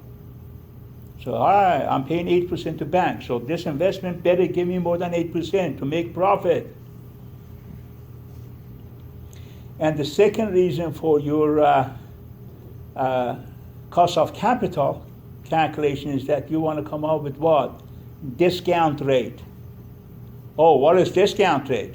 Well, you're going to be discounting all your future cash flows to present. We talked about this last week. And then you're going to add them all up and compare to your own investment, initial investment. Is it over 100,000? Is it over 10,000? Whatever you invested. Yes, it is. Then it's good investment. If it's negative, it's below that, it's bad investment. I'm going to promise you something, folks. I'm going to repeat some of these so many times that you're going to get sick and tired of it. Hey, don't tell us 4 steps of investment anymore, Dan. We got it. But these are good stuff that you need to definitely learn and never forget. These are very basic fundamentals of finance. Okay? So, having said that 4 steps, are we going to take those 4 steps in the evaluation of bond? What's the answer? Yeah? No? Maybe? Is bond investment? Yes. Okay, yeah. So how are we going to do that? What is the projected cash flow of a bond? What is it? $100 per year? What's that? I think he was saying coupon rate Yeah. Coupon rate, okay. Everybody agrees? plus Is there any other things also maybe involved in it besides coupon rate? maturity, What do you mean by maturity? get the principal back, Well, you're going to get money back. face Is, value, uh, par value. par value, you're going to be this. It's going to be the same. It's never going to be different. Meaning that whatever you paid at the beginning, that's exactly what you're going to get at the end. But that's a cash flow, right? How about the? No, you're thinking correctly. Interest. Increase in value or the price of bond. Okay, yeah. You may buy a bond that is priced $25, but increase in value it becomes 50. You're going to sell it, right? You're going to get $25 back. Bear in mind, if you keep the bond, never trade it or never sell it when it's $25 or $50 or whatever, at the end, don't expect to get 50. You're going to get the exact amount that you paid for the bond. You follow? Paid 1,000. You're going to get 1,000. After how many years? Whatever. 5, 10, 20, 30, 40 years. It's 1,000. No different. However, in the middle, you go up and down. That's where you're going to be trading and making money. Follow? And like I said, not you and I with 2 or 3 bonds, with 30,000 of them at one bulk, sell, buy. Okay? Now, that's your projected cash flow. We're going to show how we're going to calculate that in just a second. So, what would be our cost of capital here? Whatever is given to us in each scenario is different, depends on who you are. So it normally in these problems we're going to be given to you, like we had it on the future value, present value last week. Rate was given to you, 10%, 8%, 4%, whatever. And here is also it's going to give in to you. Hey, if I buy this bond with cost of capital of 8%, what would be the value of it? Next, of course, we remember what we said earlier.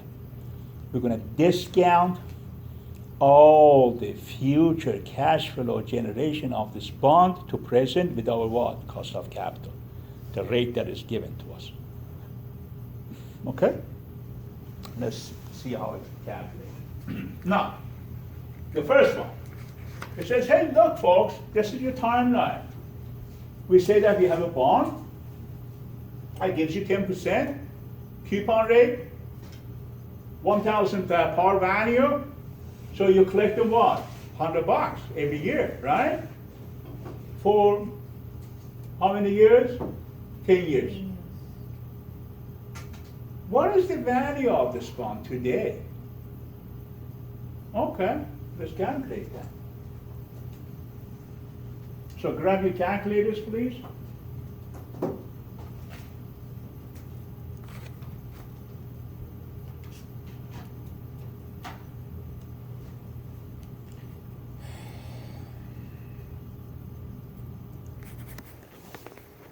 So we said that what is the present value of this bond? Let's just do it together. First of all, clear your calculators before we do anything. Second, reset, enter. That's how you're going to be resetting your calculator. Everybody's there? Okay. Look at this. What's the present value of this bond? $1,000. No, we don't know. That's what we're trying to calculate, right?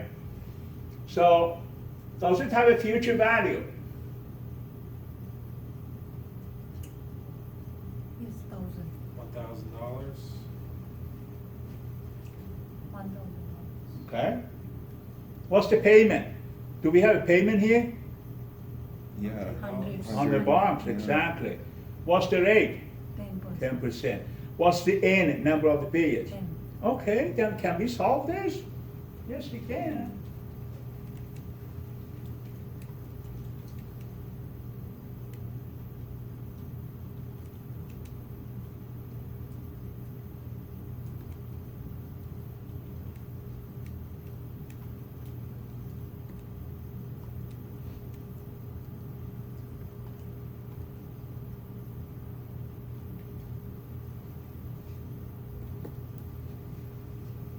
Got it?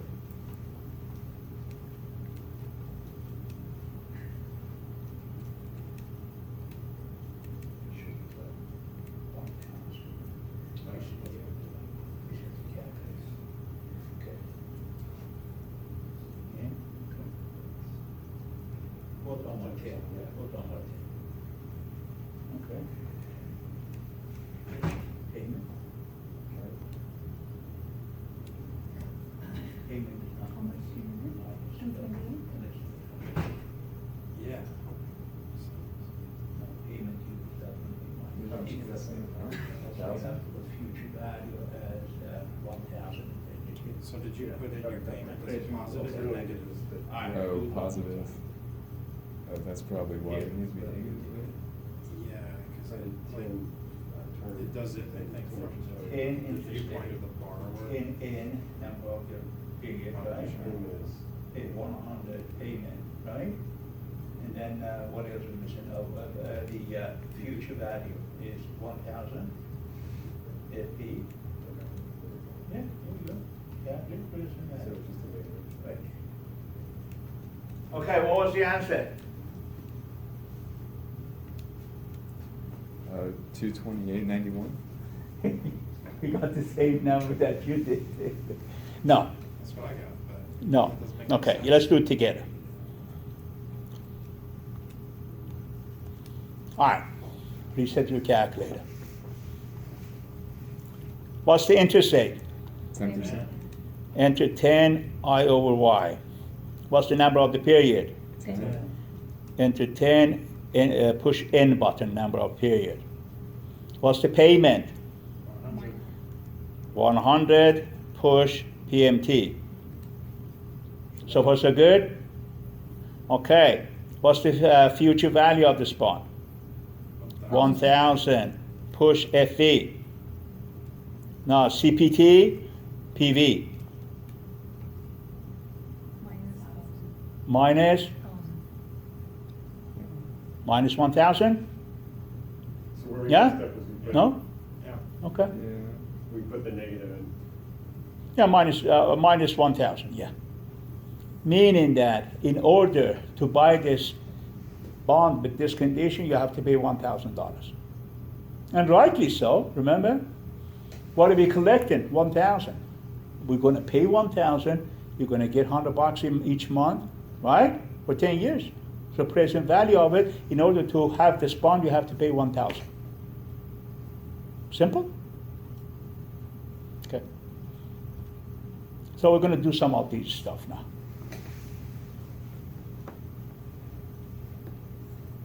And by the way, the method of calculation is no different than what we did in the past. It's just different terminologies. Here we go. Formula, value of your bond is $100 for 10 years, divided by what? With discount in it, remember?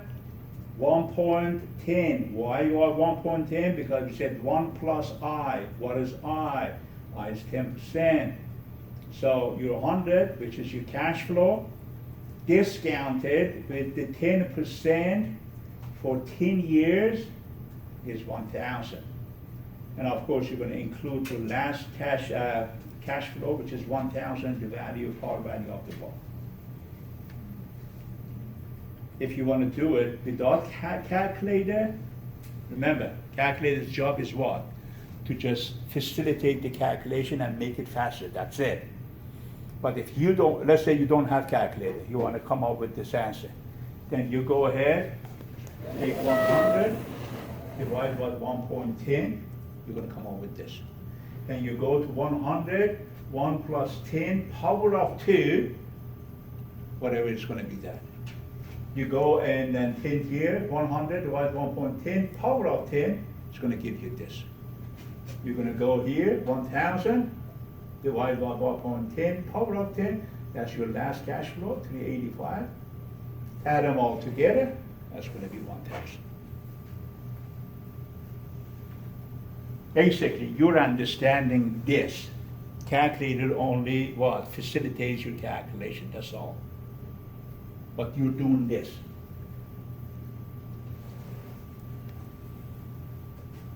Remember, in your exams also, since you're doing it with the calculator or your Excel, you're going to come up with the answer and the circle like the A or A, B, C, circle B. Okay, this is the right answer.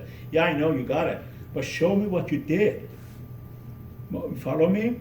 Therefore, you're going to put this formula together, not the all of them. Just the formula, hey, V of 10 is $100 divided by 1.10 power of 10 equals to one, whatever the number that you come up with, and then circle the right answer. I want to see this, what you're learning is this.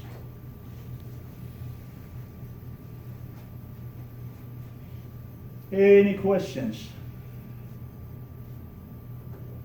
This is what we did a few seconds ago. And if you are using Excel, that's your formula right there.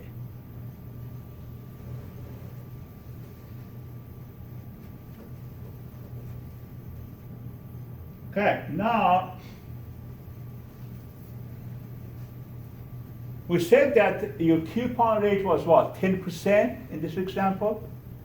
Do the same thing. This time, coupon rate is 13%. Let's see what's the answer. 13? 1-3.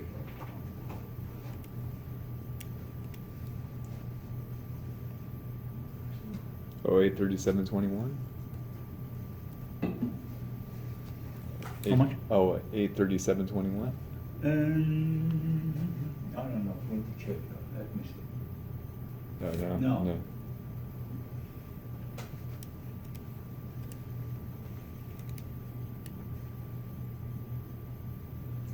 381.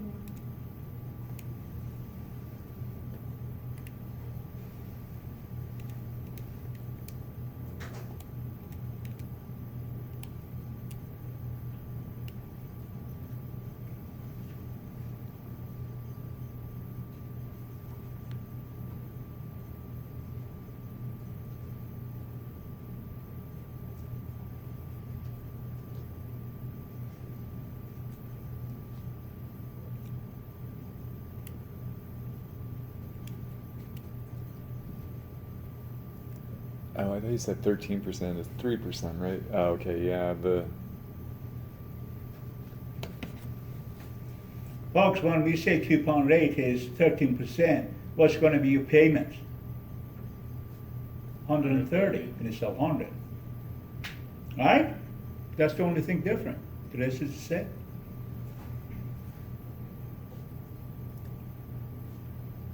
So your present value of the stock, the bond is 1184.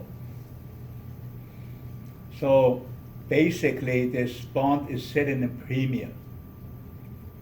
Mean that you paid 1,000, the current price of it is 1184. It says in premium.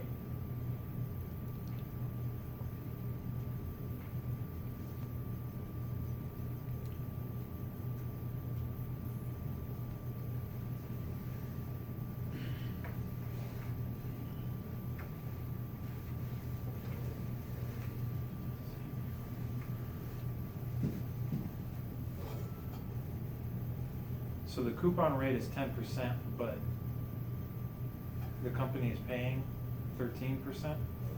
No, coupon rate is 13%. Meaning at the moment you issue it, Okay, so just the market yeah. interest rate is 10%, okay. Now, what if is 7%? Now this time, we're selling this bond with 7% coupon rate. What's the value of it? And it's 13, 7.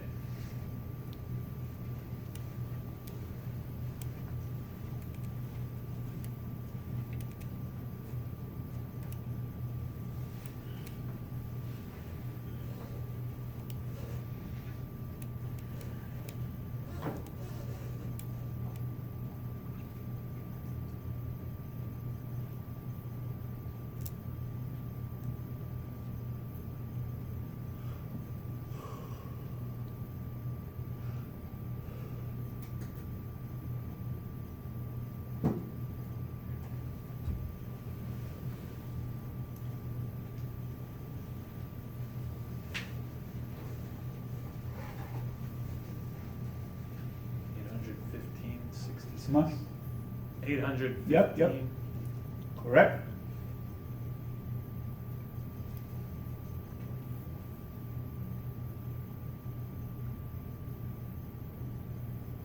Again, the only difference here, folks, instead of the payment of 130, you pay only what? $70. 7% of 1,000. The rest is the same. Now, this time, our bond is set in what? At a Discount, exactly.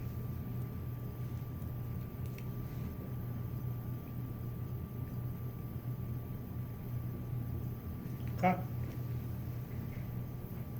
Any questions so far?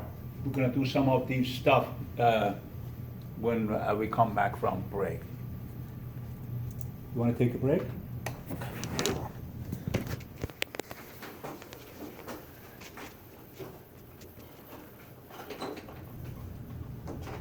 So far, we did valuation on a bond that had 10% coupon rate, had 13% coupon rate, and 7% coupon rate. And you notice the one that has 13% coupon rate had more value in the market, trading it with 1100 versus when it was only 70, as coupon rate was trading 815. The first one is called bond set in premium. The second one was 815. It was bond set in discount.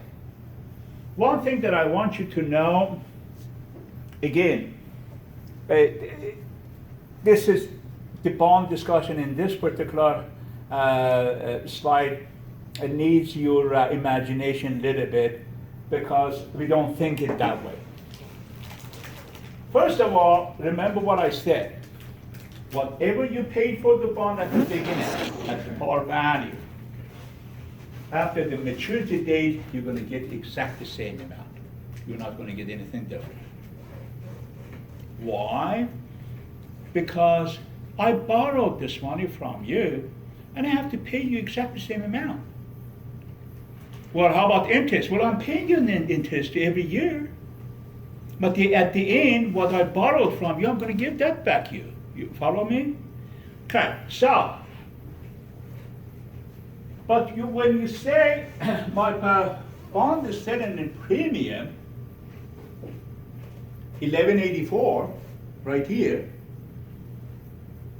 then if it's 1184, why I'm gonna end up paying you 1,000, you may ask. Hey, the bond is 1184, why are you giving me 1,000, right? What's the answer to that? This is little bit takes you, requires your imagination, what you're gonna get it. What's the answer? Hey, this bond, you're telling me, you're my bondholder, I'm the company, I issued this bond. And I'm telling you what, bring out my bond to me at the end of maturity date, I'll give you 1,000. And you say, wait a second, current price of this bond is 1184, why are you giving us 1,000? What's the answer to that?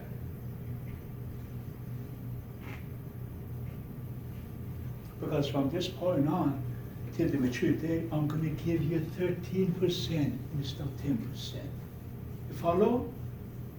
Then this, when I pay 13% on this bond, is gonna, well, adjust itself to $1,000 as value.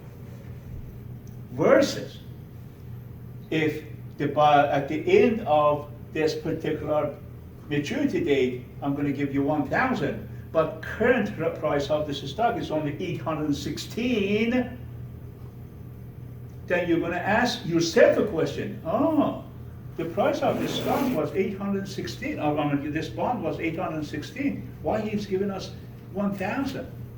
Because during this time, I'm going to give you only 7% coupon rate, not 10%. It's going to adjust itself to 1,000. Follow?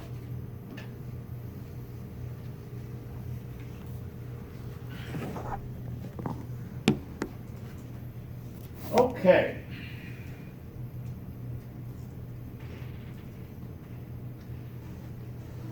Now, what is yield to maturity?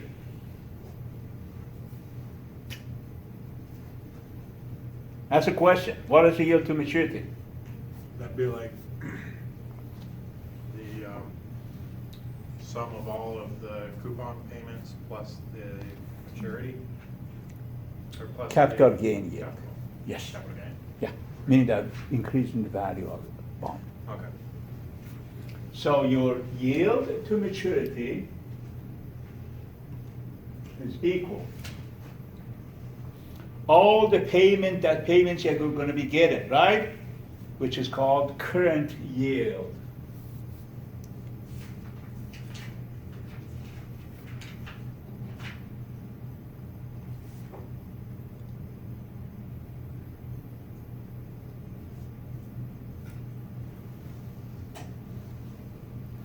Okay?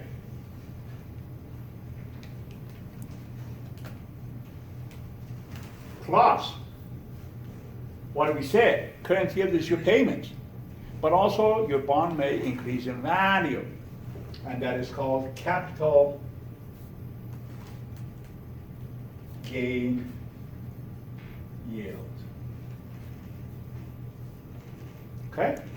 So yield to maturity is current yield plus capital gain yield. Okay?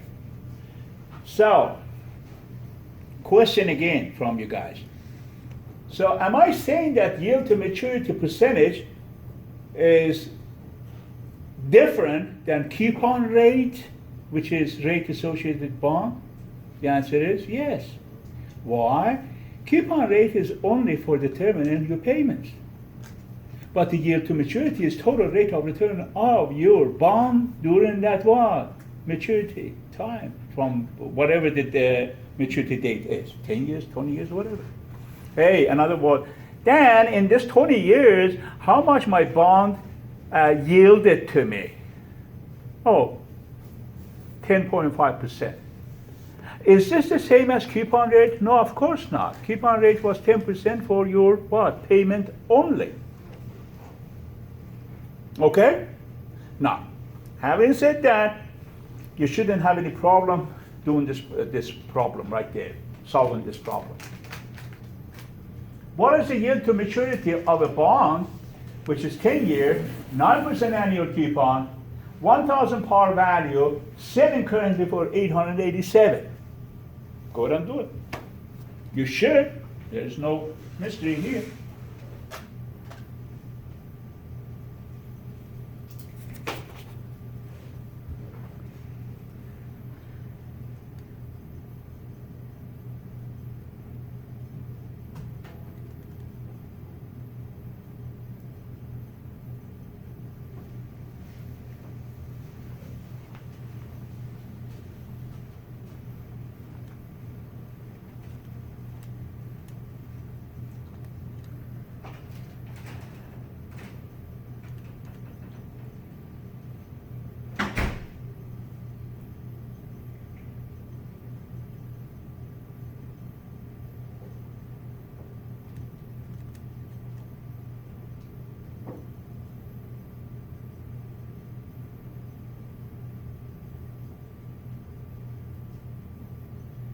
Bless you.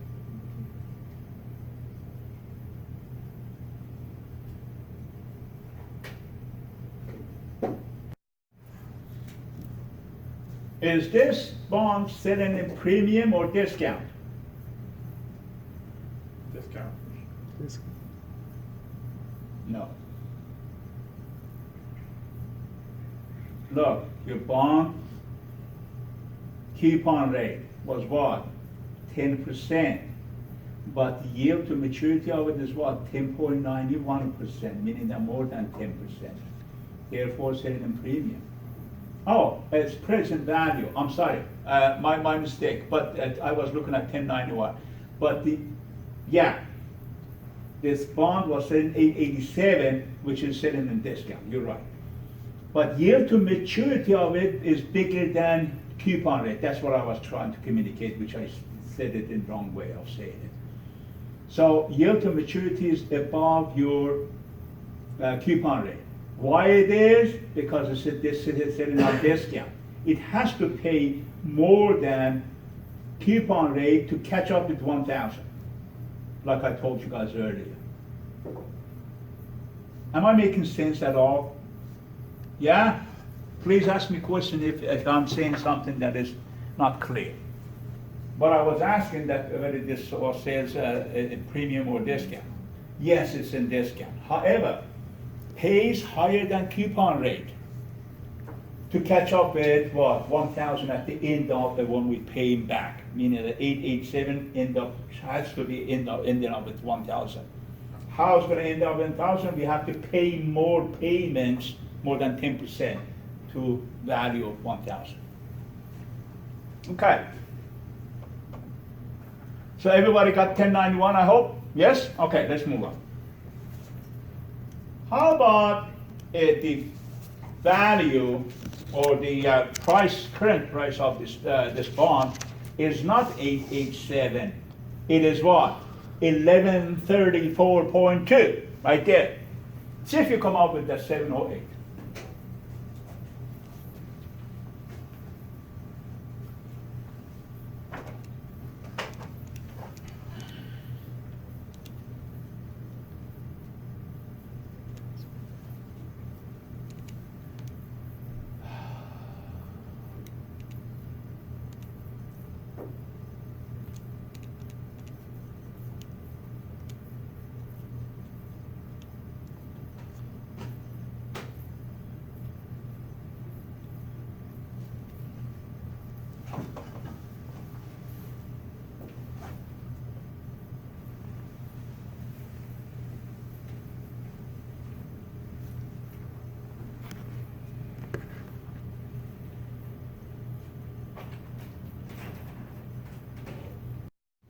All right, let's move on. So should the yield to market also be taking into account the gain or loss that you're getting on the selling price? Say one more time. Should the yield to market also, because it says current yield plus capital gain yield, so the capital gain, is that like any gain that you make on the Buying and discounted price? selling it while in the market. Oh, Yeah. As yield to maturity. That the reason I asked you again to say it because you were saying yield to market, but yield to maturity. okay. Yeah. So meaning that what is going to be the yield of this bond from year 0 to the maturity date? So assuming that you just hold it to maturity? Then you're not going to have capital gain Okay. because you're not, your bond is not active. You're just keeping it. It's Yeah. 1,000 value and you're going to get your 1,000. But it gains value, especially like I said, when it's traded in bulk. All of a sudden, let's say $1,134, and you have like 10,000 of them. It's a good chunk of money. If you sell it, that you bought it for 1,000, you're selling it 1,134. Professor, sir. so would there be a capital gain yield in this example right now? Capital gain yield, if you're trading it, yes. If you Okay. keep it, if you're not active, you're not buying and selling, no. I understand. You follow? Yeah, it's like, Yeah. yeah. But meaning the capital gain is actually in the stocks it's the same way. Well, not really, but in the stocks is that you could keep the stock. You bought it for $20, now it's $50. Okay, that's your capital gain. In bond, if you keep it and you don't make it active, it's not going to have capital gain, because whatever you paid at the beginning, that's what you're going to collect at the end. That's it. However, bond is going to be fluctuating in the market for the next 20 years. Take advantage of it if you can. Buy and sell. Is that true for a stock as well, though? Would you not recognize a capital gain until you sold the stock? You wouldn't. That is correct. That is correct. But still, it has its own value at the time of sale. Bond doesn't have that value at the time of sale or that time of return. Meaning that you bought bond 1,000, you return it after 20 years, it's still 1,000. Stock you bought $20, but at the 20 years after you're selling it, you're selling it $100 per share. Yeah. That's the only difference. But yeah, your argument is correct. If you're not selling it, if you're just keeping it, No gain. no gain, well, we cannot say no gain because it has gain, but you're not realizing the gain. That's what it Not is. one that you would recognize in your assets, like. Correct. You're not balance sheet. realizing, exactly. No, I got, yeah, that you could say. Okay. Right. Any other questions or comments?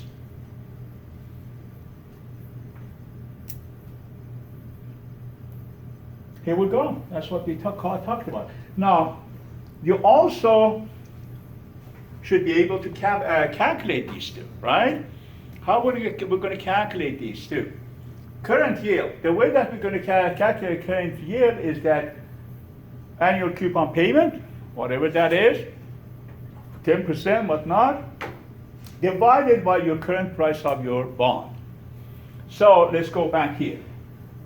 In this scenario, if you take the coupon rate, which is 90, divide by 34.2, that's going to give you the current yield. Here, you take 880. You take 90 divided by 887, give you the current yield. Okay.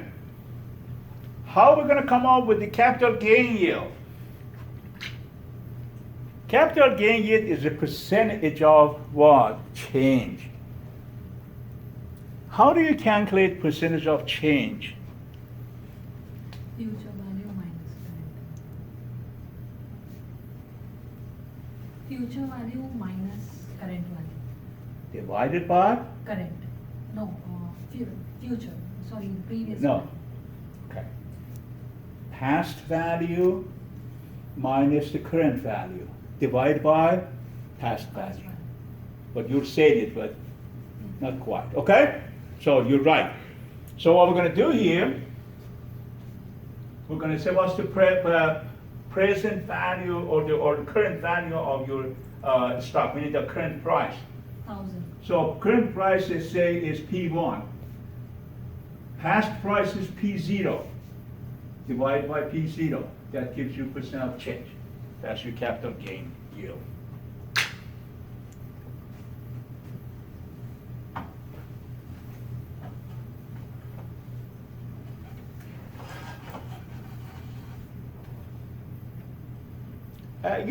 You all know this, of course. I'm reminding you. All right, so YTM, yield to maturity, is equal to expected current yield, which is your payment, plus expected capital gain yield, which is change in the price of bond.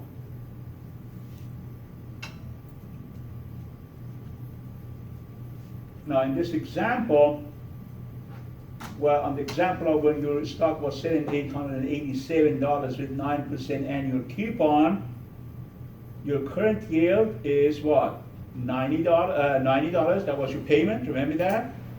Divided by 887, which was the price of your bond at the time. current yield is 10.15. Okay? Now, how we're going to calculate the capital gain yield? 1,000 minus 20%. Okay. Current price, past price divided by past price. Now, we don't have the past price here. We have only the current price, don't we? Therefore, we have to come up with a different way of calculating. What is that different way? Aren't we saying the yield to maturity is equal to capital gain yield plus the current yield?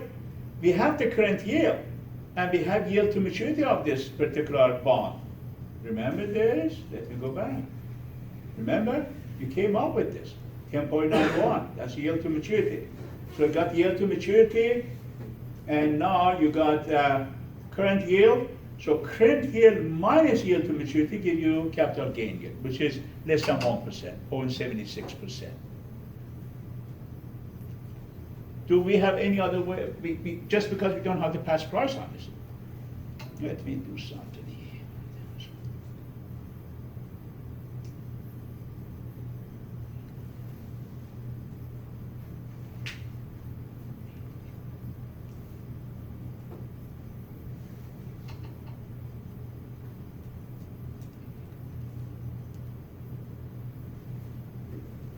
Yeah. This, of course, doesn't give me the right answer. Because I was thinking that can we assume that the past price was 1,000 and current price is 887, right? So 1,000 minus 887 divided by 1,000. That would not give us the numbers. So let's see one more thing. Minus 887 divided by 1,000. That gives me 11%, which is not correct. Okay. So anyways, this is how we're going to do it, meaning that we have the yield to maturity, we have the current yield, we deduct current yield from yield to maturity. That gives us capital gain yield. That's basically doing it backward, if you will.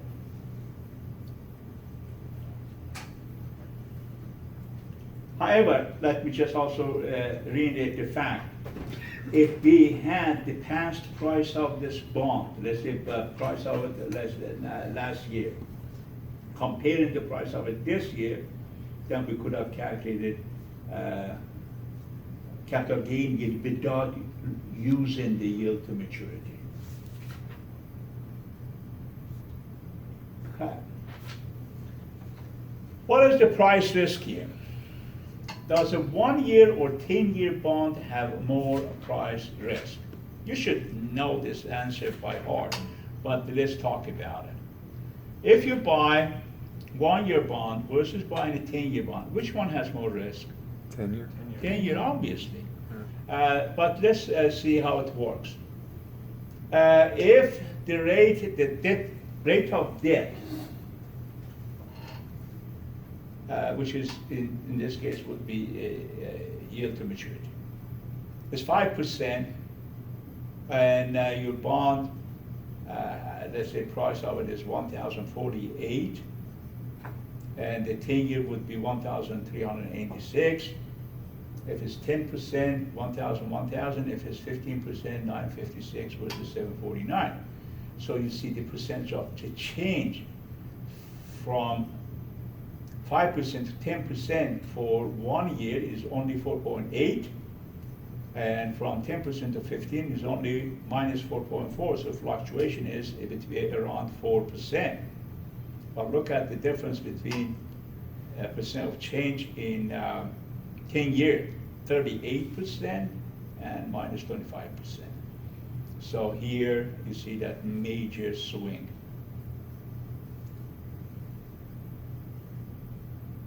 So yeah, 10 years more obviously risky.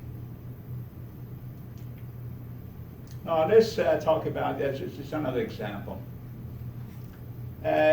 What is the reinvestment risk on different types of bonds?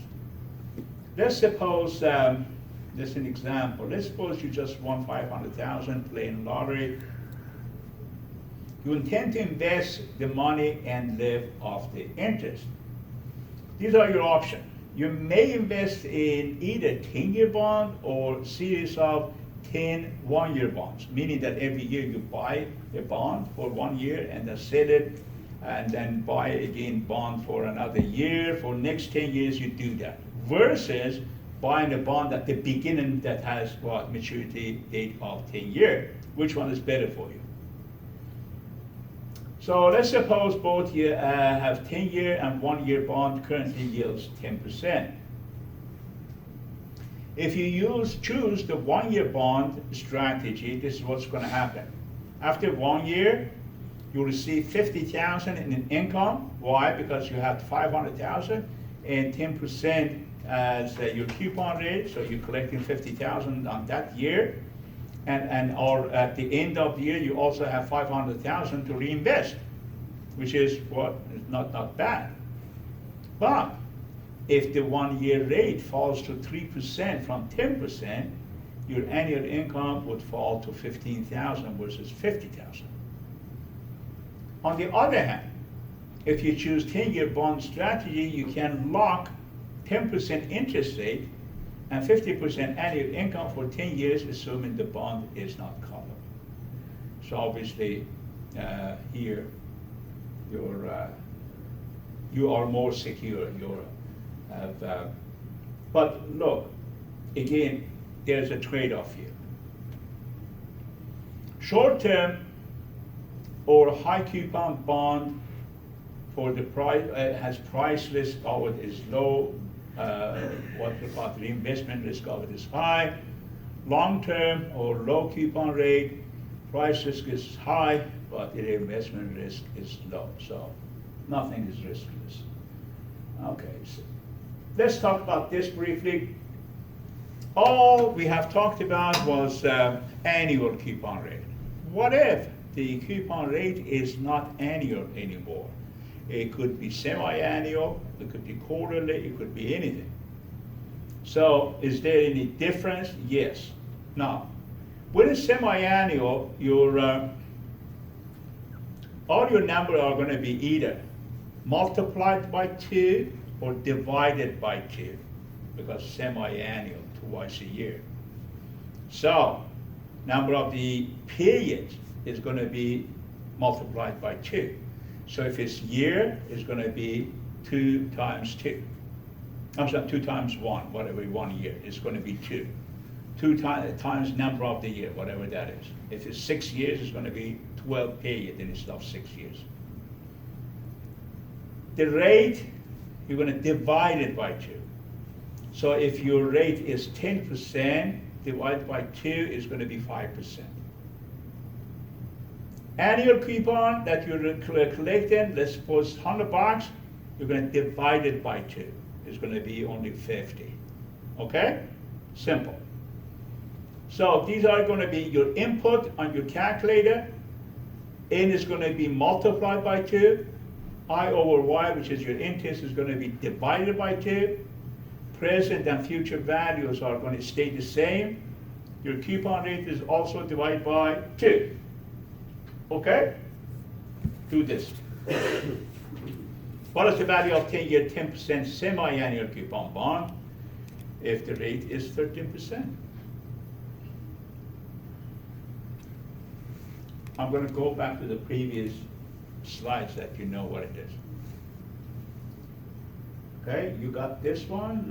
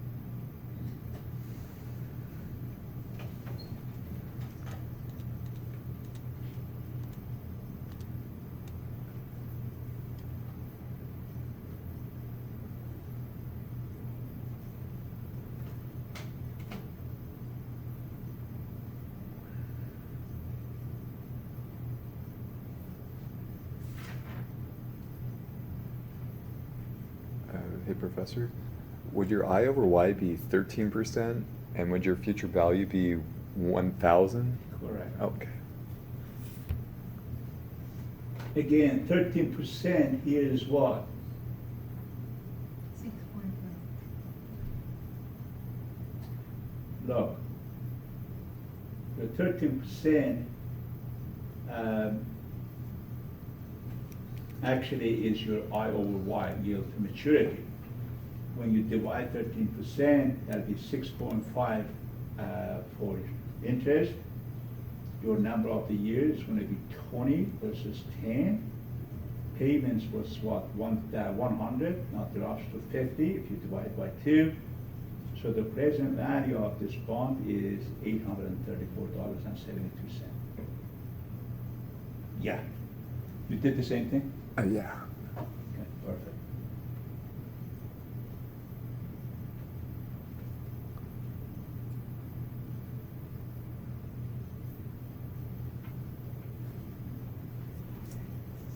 Now,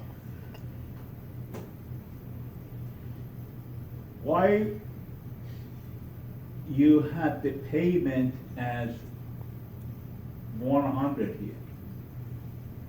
It doesn't give you coupon rate, right? Oh, the 10%? But that'd be 100 as a normal annual rate, Exactly. but So, half, yeah. says 10% semi-annual. That's the interest, isn't it? But that's your payment. But look, also it says RD. You see what I'm saying? You have two different rates in here. RD is your yield to maturity. 10% on top is your what? Payments.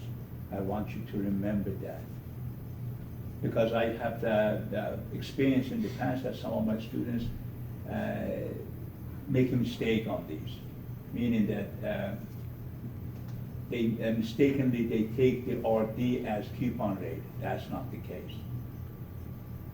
And if it's not, it's stated, always assume it's 10%, which in this case it is 10%.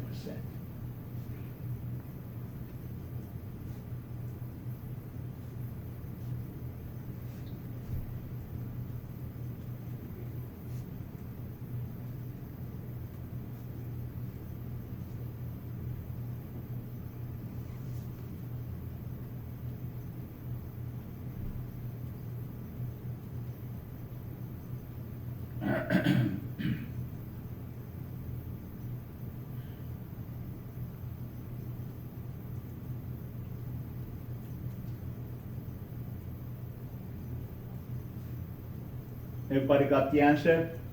Okay.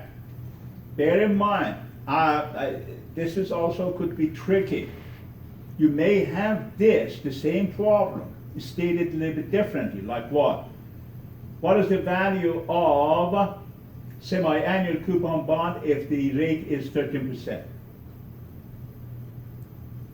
That could be said in that way, meaning that there is no mention of 10-year or 10%. Why? Because remember at the beginning, I said if it's not stated, you always assume that your bond is 1,000 par value, 10% coupon, and 10 years maturity. Calculate this. Would you prefer to buy a 10-year 10% annual coupon bond or 10-year 10% semi-coupon bond, all else equal? Never mind, I have to explain that. Because, okay, well, I mean, you could do it. But this is, I think I talked about this last week, but I'm going to repeat it. Don't do the calculation. Let me explain this first. Now, one of the easiest way that you could do, especially when the problem is stated in this way, hey, we want to buy 10-year with 10% or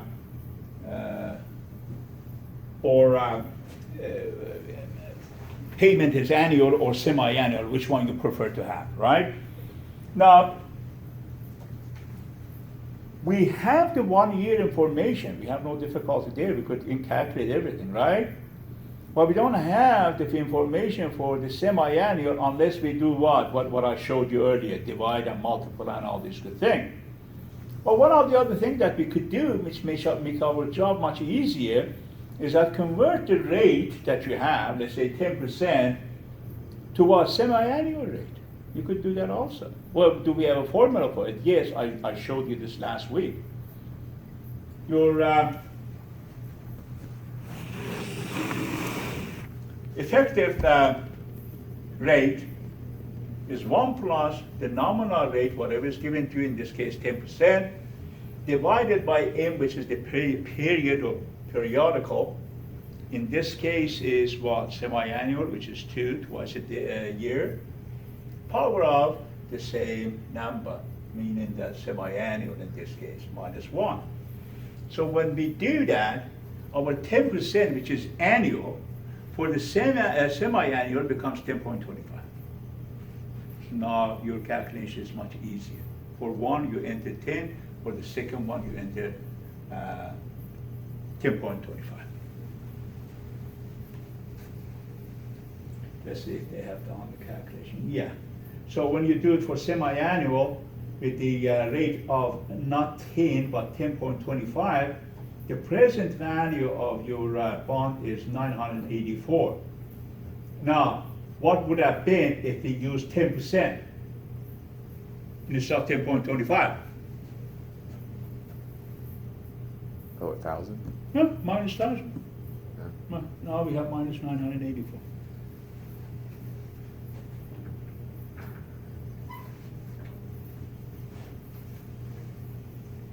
Okay, anything else? Oh, this is a good one. I want you to do this.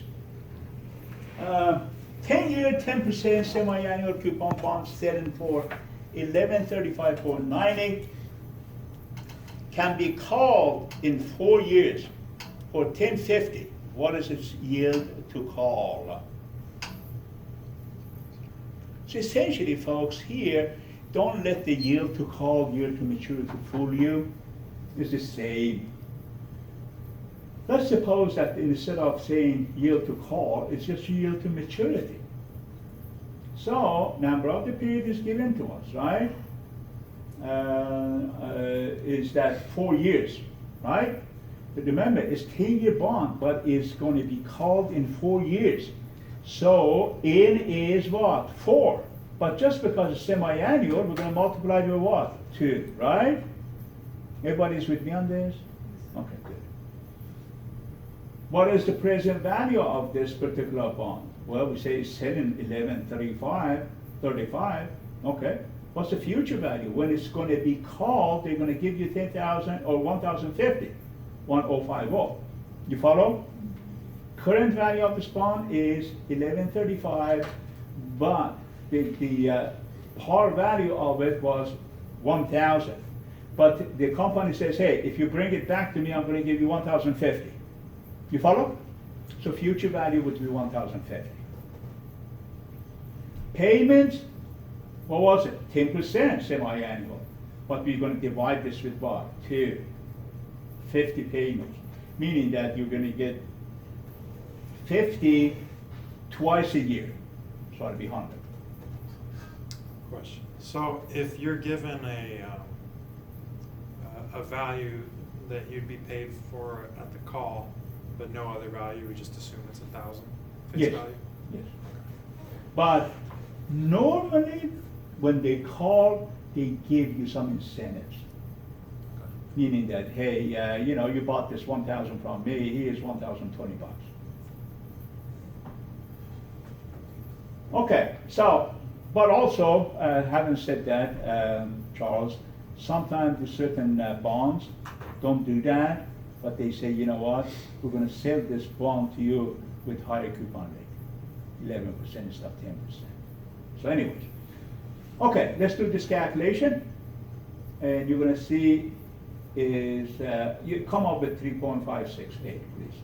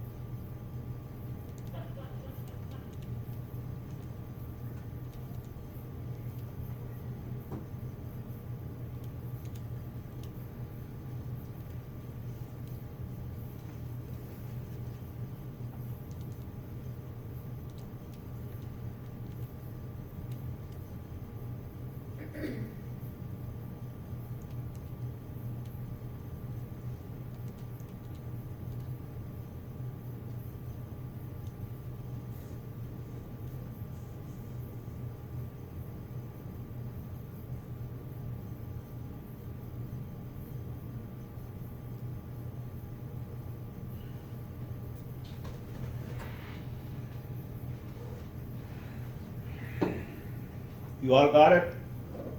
So what's the I over Y on this deal, on this bond? 3.5. No. Think about it. It's semi-annual. 3.568 times 2. That's semi-annual rate. Well, what is the annual rate? It's 7.137. You follow? Because we used to, when we say semi-annual, we divide the rate by 2. Now you come up with the semi-annual rate. What's the annual rate? Is 3.56 times 2. Am I making sense?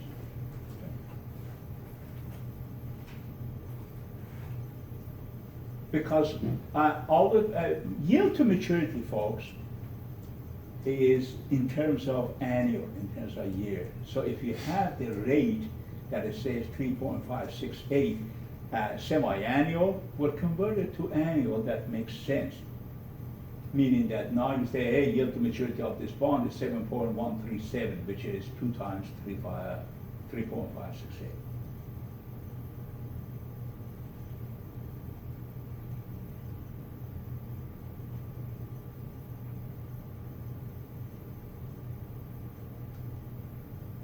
All right, if you buy this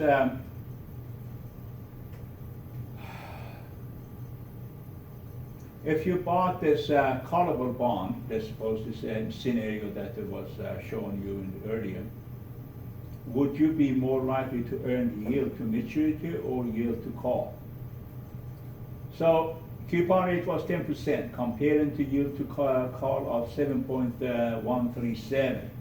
The firm could raise money by selling new bonds, which pays 7.137. Remember, I talked about it. I said that what's the reason for yield to call or for callable bond when the company calls the bond back is the time that the going rate is 7% in the market, but you're paying 10%. You don't want to pay 10%. You call them all back and then reissue your bond for 7%. That's exactly what happened here. So investors should expect to call and earn yield to call of 7 point rather than yield to maturity of 8%. So this bond has a yield to maturity of 8% and yield to call provided them only 7.137. So they are worse off. So I talked about all these.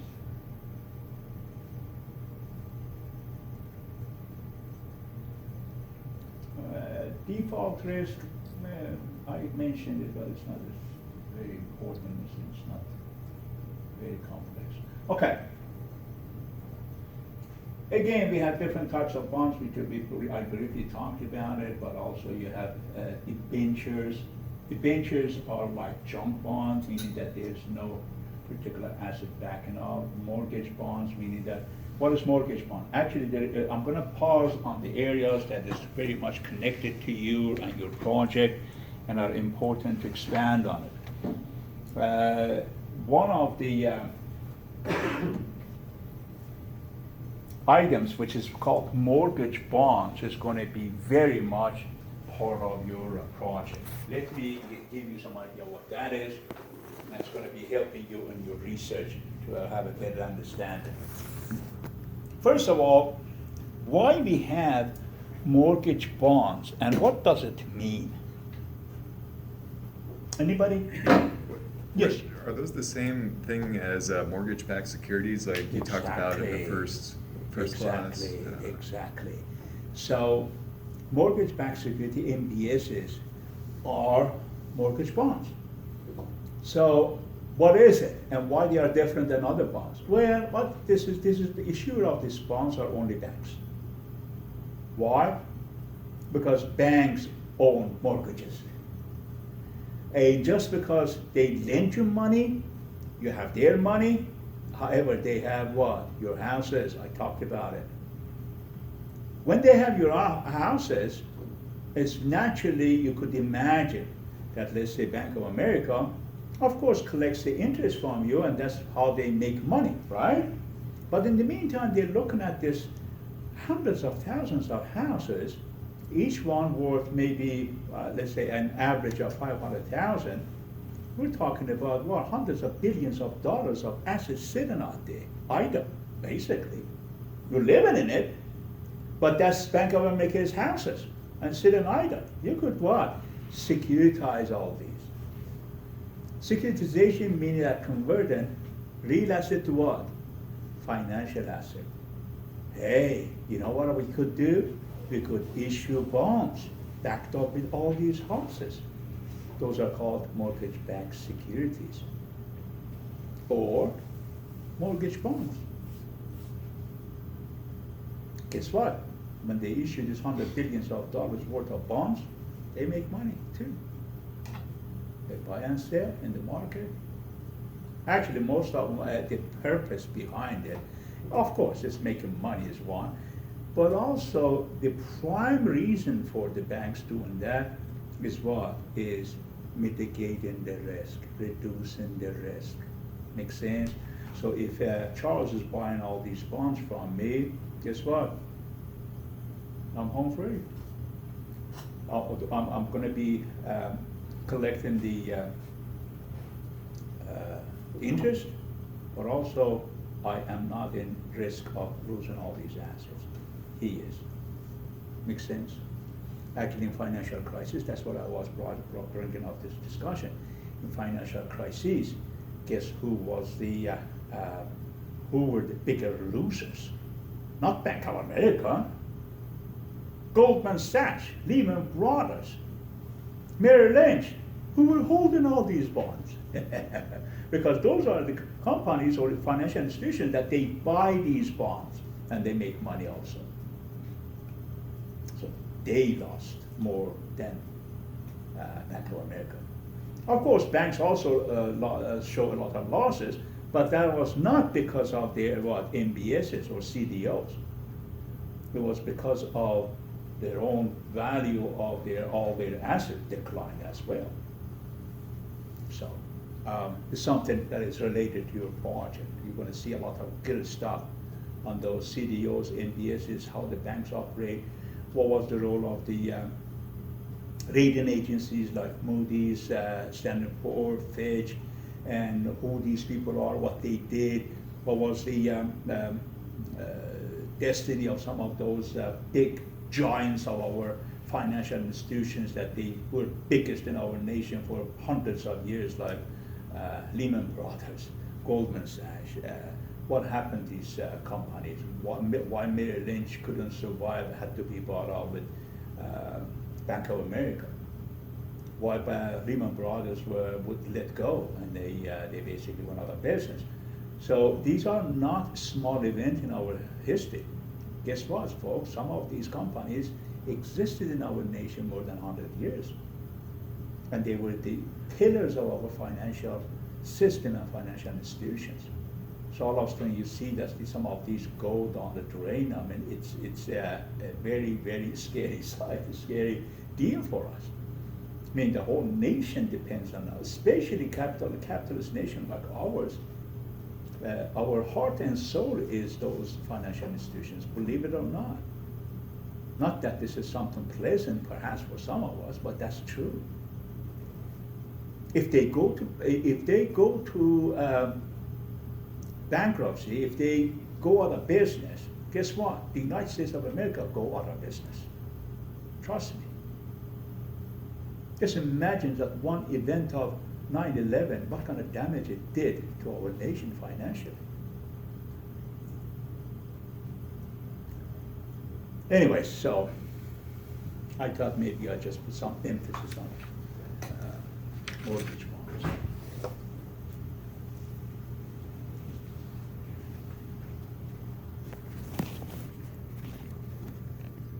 Okay, these are the ratings. Ratings are done with three major institutions. Moody's is number one, Standard & Poor's number two, and Fitch number three. Fitch is not listed here, but it's one of the three. Now, this is how they rate it. Moody's ratings are As you see, anything, like I said earlier, anything under B is what? Junk bond. That's S&P 500, and you see also their rating. They have triple C's and C's. So anyways, reiterating the fact why they are rating this, because I have no idea when somebody says this is Mr. Jones bond. I have no idea who's Mr. Jones, what kind of asset is backing this up. Is it trustable fund, a bond, or something that is going to have high yield to maturity, low yield to maturity? Unless what?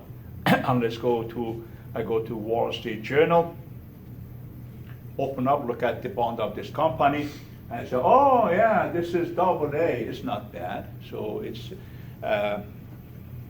low risk bond, also maybe low return bond, but it's something that I know what it is, if I want to buy it or not. Same with junk bond. Not necessarily that people are not going to buy junk bond, they do, but I need to know it is a junk bond. For what? For the sake of balancing my portfolio. That's all that matters. Later on, when we're going to talk about sensitivity analysis and mitigating your risk, or assessing your risk, you're going to see how important these are going to be. Meaning that, can we reduce the risk in our portfolio? Yes, absolutely. That's what all the mutual fund and hedge fund companies are all about. Actually, you're paying for their expertise to minimize the risk. That's all there is to it. Other than that, buying a bunch of stock, buying a bunch of bonds, it doesn't take geniuses to do that. You could buy it yourself. But what's their function? What's their expertise that are helping you? They know how to minimize the risk associated with your portfolio. You may not know that. Why not? Because you're not sure what type of junk bond is good for you. Which ones actually, do you need a junk bond or you don't? Do you need a counter-cyclical stocks or you don't? You don't know all these. They do.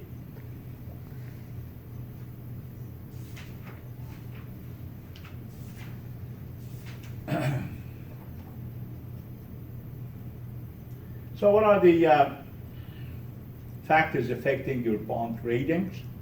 These are the factors. Financial performance of the companies, of course.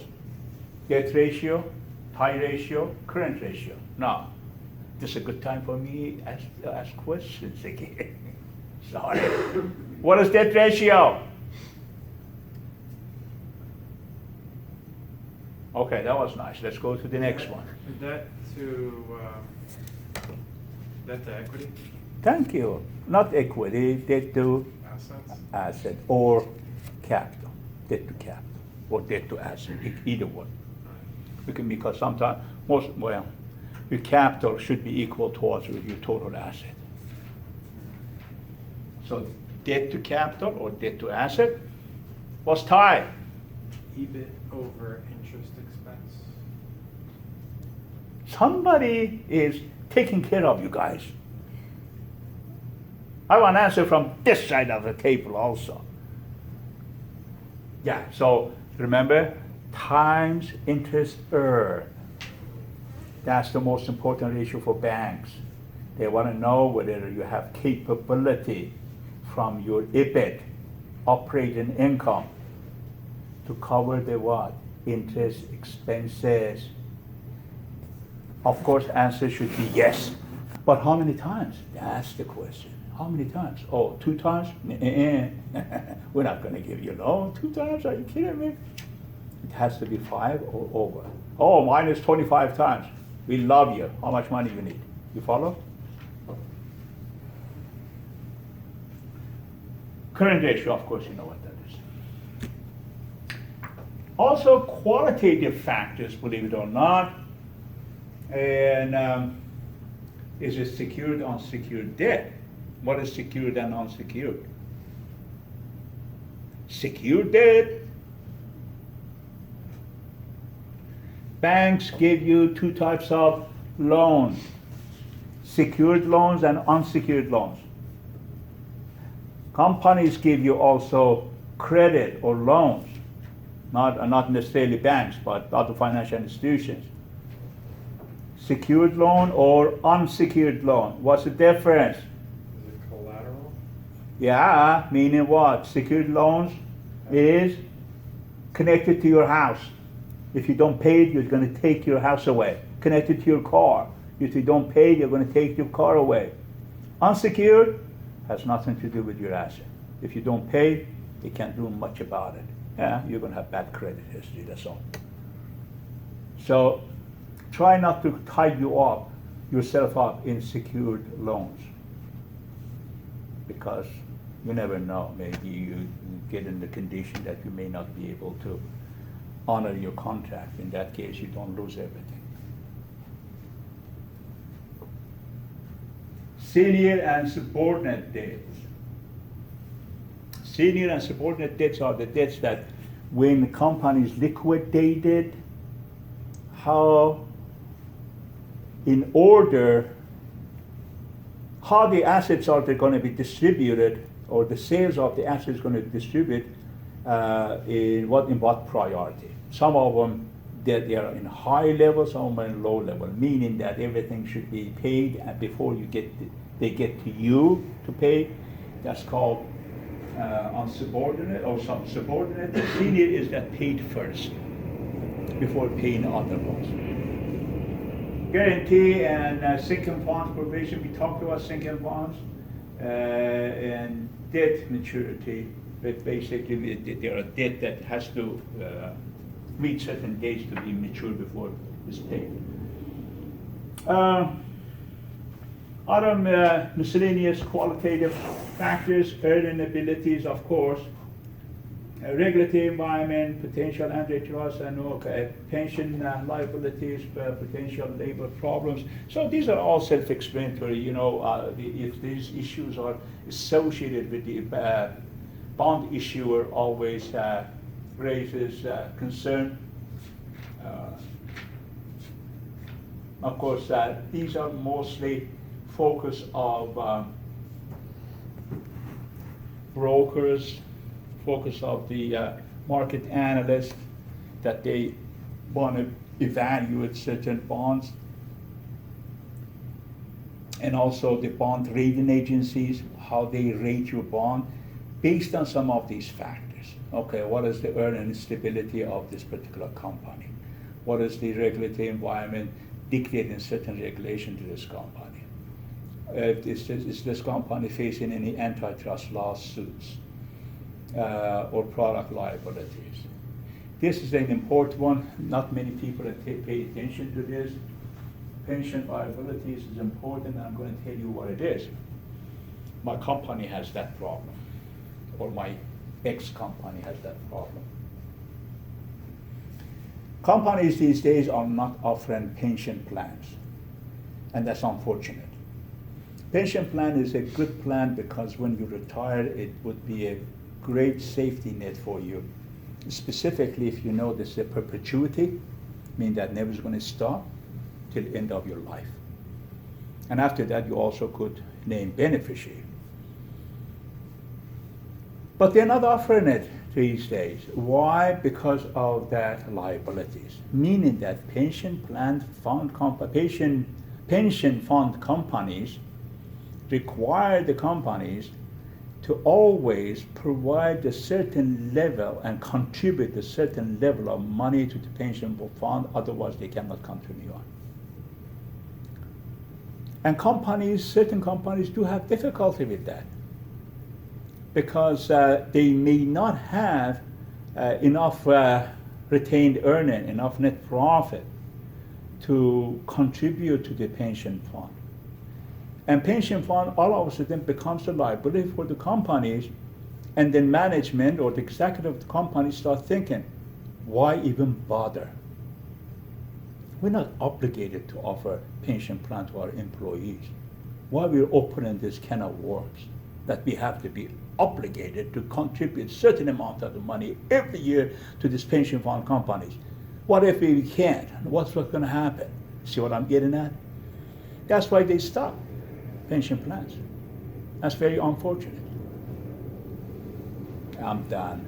Any questions, any comments?